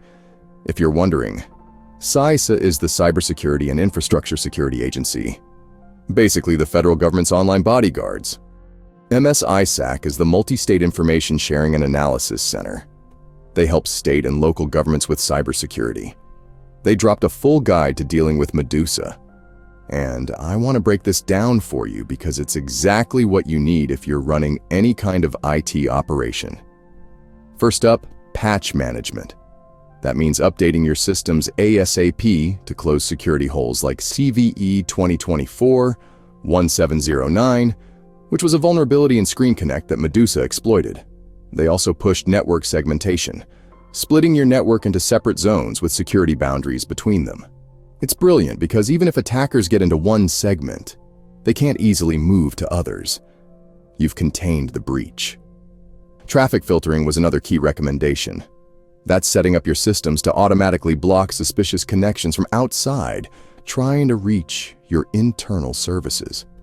It's like having a bouncer who spots the troublemakers before they even get to the door. Now here's one everyone knows they should do, but many don't. Backups. Not just any backups, but offline, encrypted backups that you regularly test. Minneapolis public schools? That's how they recovered without paying the ransom. Their IT team had done the work beforehand, and it saved them. They emphasized multi-factor authentication, or MFA. That's when you need more than just a password to log in. You need a second factor, like a code sent to your phone. It's simple but incredibly effective. If Medusa's affiliates steal your password, they still can't get in without that second factor. For monitoring systems, they recommended deploying EDR tools. That stands for Endpoint Detection and Response. These are specialized security tools that constantly watch for suspicious activity on your computers and servers. They can spot behaviors that look like Medusa, even if they're using new, unknown techniques. The advisory also stressed limiting admin rights using what's called the principle of least privilege. That means users only get access to what they absolutely need for their job, nothing more. So if an account gets compromised, the damage is limited to just what that account could access. And finally, they recommended disabling PowerShell and command prompt where possible. Remember those enumeration tools Medusa used to map out networks? This blocks them at the source. Let me tell you something straight up. What we're seeing with Medusa isn't anything new. For every Medusa we track, document, and make videos about, there are hundreds more operating right now that you'll never hear about. Thousands of ransomware gangs with names you couldn't pronounce, targeting businesses you rely on every day. The FBI and CISA don't even know about most of them. The attacks that make headlines, that's just the tip of the iceberg. Right now as we're talking, hospitals are dealing with ransomware. Schools, thousands of businesses. Most pay quietly. They don't issue press releases. They don't call the FBI. They just wire the cryptocurrency and pray they get their systems back. You know why Minneapolis public schools and Toyota Financial made the news? Because they refuse to pay. The vast majority just pay up and keep their mouths shut. It's cheaper than the alternative. I know cybersecurity professionals who've dealt with 5 different ransomware groups in a single month. This isn't some rare, exceptional crisis. This is just normal business in the 21st century. The uncomfortable truth is that the internet you depend on, your medical records, your kids' school, your bank, your electricity grid, it's all held together with duct tape and defended by overworked cybersecurity teams who are massively outgunned. And no, we're not winning this fight. Not even close. That FBI advisory we talked about, they've issued thousands just like it. They'll issue another tomorrow. Even this MEDUSA group isn't unique. There's 3 more groups out there using the same name. It's a never-ending cycle. So, when I tell you MEDUSA has hit over 300 organizations, doubled their attacks, and keeps evolving, well, I'm not surprised. But you might be. But by watching my videos, you can be like me too. Sleep tight. New, highly sophisticated scam. Sophisticated and relentless. Sophisticated phone scam. It was a typical Friday afternoon when a single text message set off an unsettling chain of events. July 2023. Oshri Kalfon, a cybersecurity researcher, is scrolling through his phone when an SMS catches his eye. The message reads, "Your address is incorrect. Please confirm your package address again," followed by a suspicious link. Most people would delete this and move on, maybe flag it as spam. But Kalfon isn't most people. Where others see annoyance, he sees opportunity. Where others see a scam to avoid, he sees a rabbit hole. What you're seeing here is a textbook example of smishing. That's SMS phishing. It's when attackers use text messages instead of emails to lure victims into clicking on bad links. They pretend to be real, like a package delivery, to create a sense of urgency. Notice the shortened URL? That's deliberate. These shortened links mask the true destination, making it impossible to see where you're really going before you click. Kalfon sits at his desk, screens glowing in the dimmed room. He feels that familiar pull. The investigator's instinct telling him there's something more here. Something worth pursuing. He doesn't know it yet. But this single text message will lead him into the brain of a dirty underground cyber criminal gang. Kalfon isn't about to click a suspicious link on his personal device. That's amateur hour. Instead, he fires up a Kali Linux virtual machine. Think of Kali Linux as the bread and butter for security researchers. It's an operating system packed with tools specifically designed for digital forensics and penetration testing. Running it in a virtual machine means it's isolated, contained in its own bubble where any potential threats can't escape to infect his actual computer. "I'm not taking any chances," Kalfon mutters as he activates a VPN, a virtual private network that masks his real IP address and location. Now properly shielded, he clicks the bait. The link redirects him to a website claiming to be Israel Post. The page loads completely in Hebrew, Israel's official language. Every detail from the logo to the layout mimics the authentic Postal Service site. But something's immediately off. The button on the page doesn't say, "Continue" like it should. Instead, it reads, "To continue." It's a subtle difference, but to Kalfon's trained eye, it screams of a hasty translation job. The wording is a bit off, Kalfon notes. What should have been the continue button is "to continue," probably Google translated. But that's just the surface issue. When Kalfon opens his network traffic monitor, he spots something genuinely alarming: socket.io connections.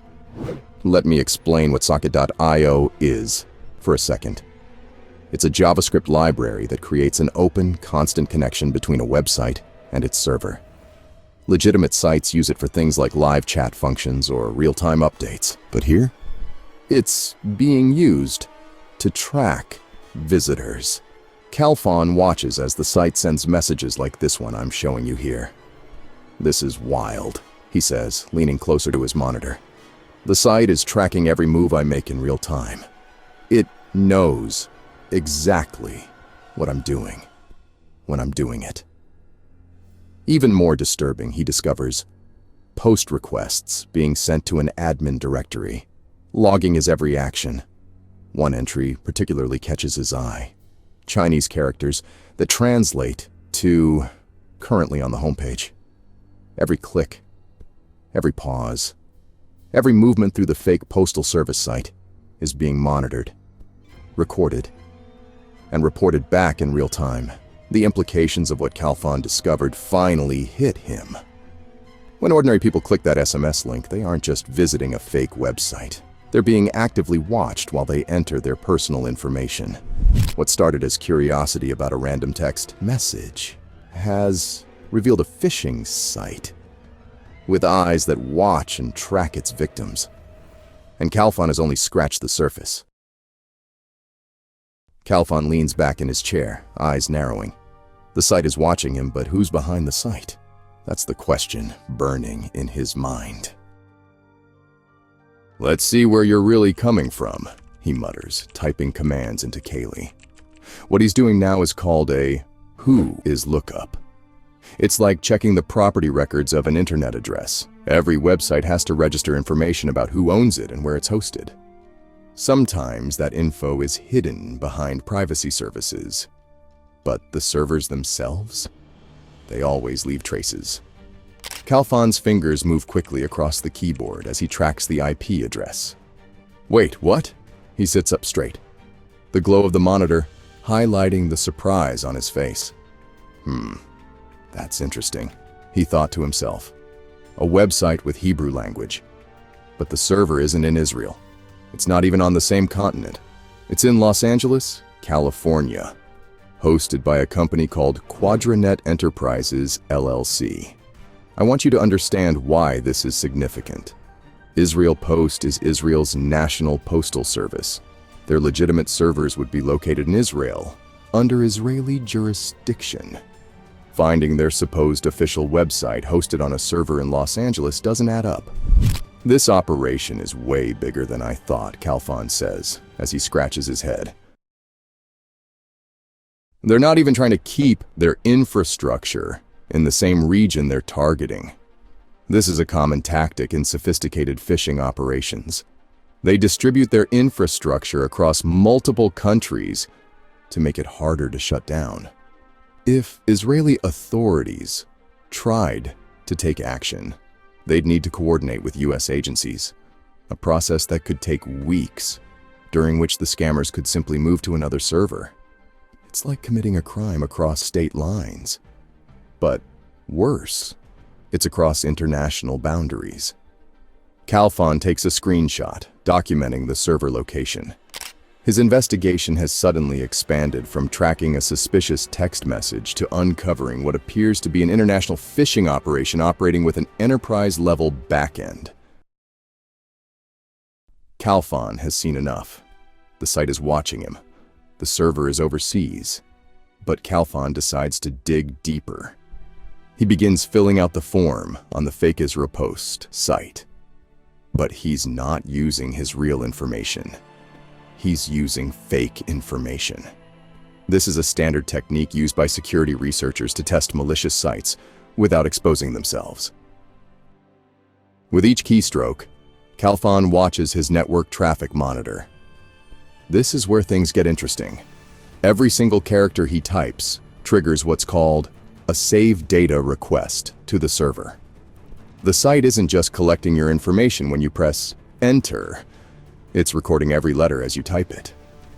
"Look at this," Calphon says, pointing to his screen where a JSON data packet appears.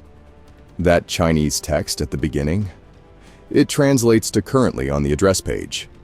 Another confirmation that he's being tracked. But why is it in Chinese? Calphon clicks through to the next page, and that's when the trap reveals its final stage. A new form appears, requesting credit card information for a small fee of 1.11 Israeli new shekel. That's about 30 cents in US dollars. The small amount makes it seem legitimate. This is a sophisticated psychological trick. When scammers ask for a small payment, it actually increases trust. Your brain thinks, if this were a scam, wouldn't they ask for more money? The tiny fee, just enough to verify the card works, lowers your defenses. But once they have your credit card details, the real damage begins. The pieces are falling into place. A fake SMS leading to a Hebrew-language Israel Post clone, running on servers in Los Angeles, built with Chinese-language back-end code, harvesting data in real time, and using a small fee to extract financial information. All right, Calphon said. Let's get started. Calphon stares at his screen, mind racing. If there's an admin panel, there's a way in, and he knows exactly where to look. Let's try the obvious, he mutters, typing /admin at the end of the website URL in his browser. You wouldn't believe it, a login page appears, but it's not in Hebrew like the fake postal site. It's not in English either. The entire administrative interface is in Chinese. Calphon knows that many attackers make a critical mistake. They leave default credentials unchanged. It's Security 101. But you'd be shocked how often criminals overlook the basics. Admin, he types. The most common default username and password combination in the world. He hits enter, and it worked. He's in. The first mistake they made was leaving the admin page open. Calphon later wrote. The second one is not changing the default credentials. Not very professional, but catastrophic for the victims. Because what Calphon sees next was so shocking. A dashboard sprawls across his screen, alive with data. Visit statistics show a massive spike on July 27th, 2023, the same day he received the text. Live notifications pop up as new victims enter their information. And there on the main screen, a database of over 133 victims. Names, addresses, phone numbers, email addresses, IP addresses, and credit card details. Complete credit card details. This isn't just about clicking buttons and pressing keys anymore. This is a human tragedy unfolding in real time. Each entry was a person who is now compromised. Calphon scrolls through the list. I couldn't help thinking, he later recalled, these are actual people. He watches as the admin panel shows real-time controls, options to process control or disconnect users currently on the site. This isn't just a data collection point. It's a command center for the hackers behind it. And right there, in that moment, Calphon makes a decision that crosses the line from researcher to activist. With a few keystrokes, Calphon begins deleting everything. All the records, all the stolen data. He wipes the database clean. I can't let them use these details, he decides. Nor do I want to be exposed to them myself. But he doesn't stop there. He digs into the system settings, changing configuration parameters, altering the domain settings, effectively sabotaging the operation from the inside. In the world of cybersecurity research, there's often a line researchers don't cross. They observe, they document, they report. But they don't interfere. Today, Calphon did exactly that. Was that the right decision to make? I'll let you decide in the comments below.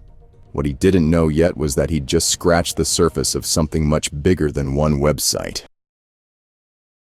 As Calphon finishes wiping the victim data, something catches his eye.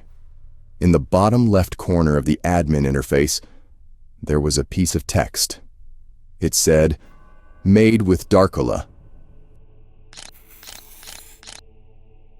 It's clickable, and it links straight to a Telegram channel.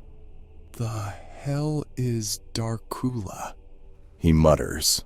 What Calphon has stumbled upon isn't just a single phishing operation, it's an entire phishing ecosystem, a criminal service platform. This is what we call phishing as a service.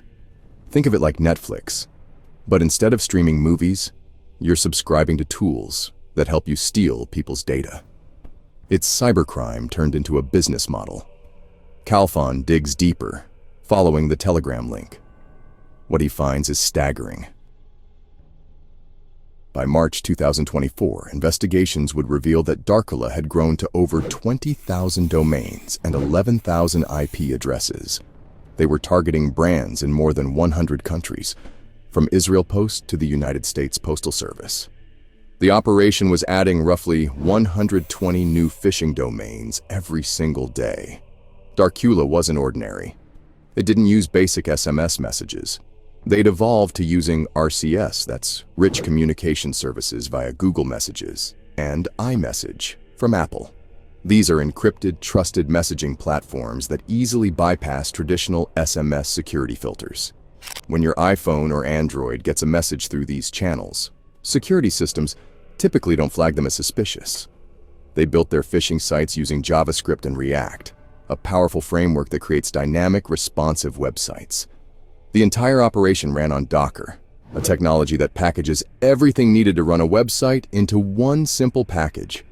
This meant they could deploy new phishing sites in minutes. Take down one server? They'd have 3 more running before you finished your coffee.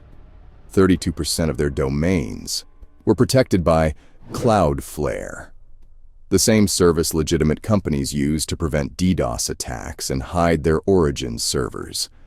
But the most bizarre aspect? Cats. Yes, cats. DARCULA implemented a clever anti-detection system. If their sites detected security researchers or automated scanning tools were looking at their operation, they'd redirect that traffic to cat searches on domains like magiccat.net. Actual victims would see the phishing page, but investigators would just see cute cats. Their Telegram avatars were cats, giving a cute and playful branding for such a malicious operation. This wasn't just some basement hacker. This was a business. DARCULA operated on a subscription model, with tiers ranging from $250 monthly for basic access to $500 monthly for premium features. For that price, criminals got phishing templates, technical support, and analytics, everything needed to run successful scams. Their admin panel, similar to the one Calfin breached, offered real-time feeds of victim information and statistics on each of their campaigns. It even supported instant Telegram alerts when someone took the bait. Imagine that. The hackers just checked their phone notifications and got some fulls. Most disturbing of all was how they monetized stolen credit cards. DARCULA automated the creation of turning the stolen cards into virtual cards that could be loaded into mobile wallets. Screenshots on their Telegram channel showed wallets filled with victims' funds, ready for immediate use. Fast forward to February 2025.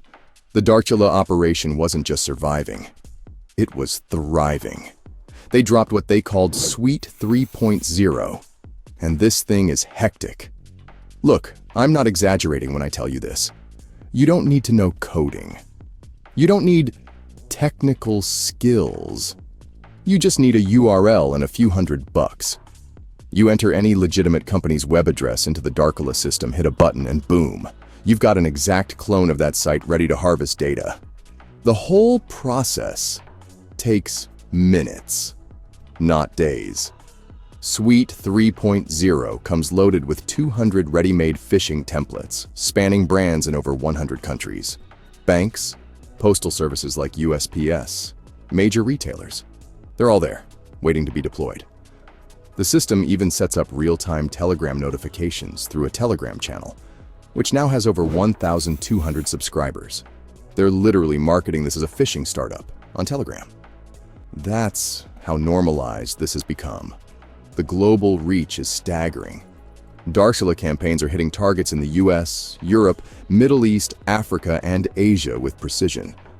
Security expert Harry Everett from Netcraft calls it a significant shift in phishing tactics. The automation and evasion techniques are outpacing current defenses.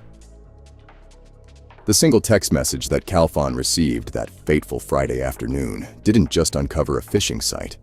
It revealed an entire cybercriminal industry, one that continues to grow and thrive in dark corners of the internet.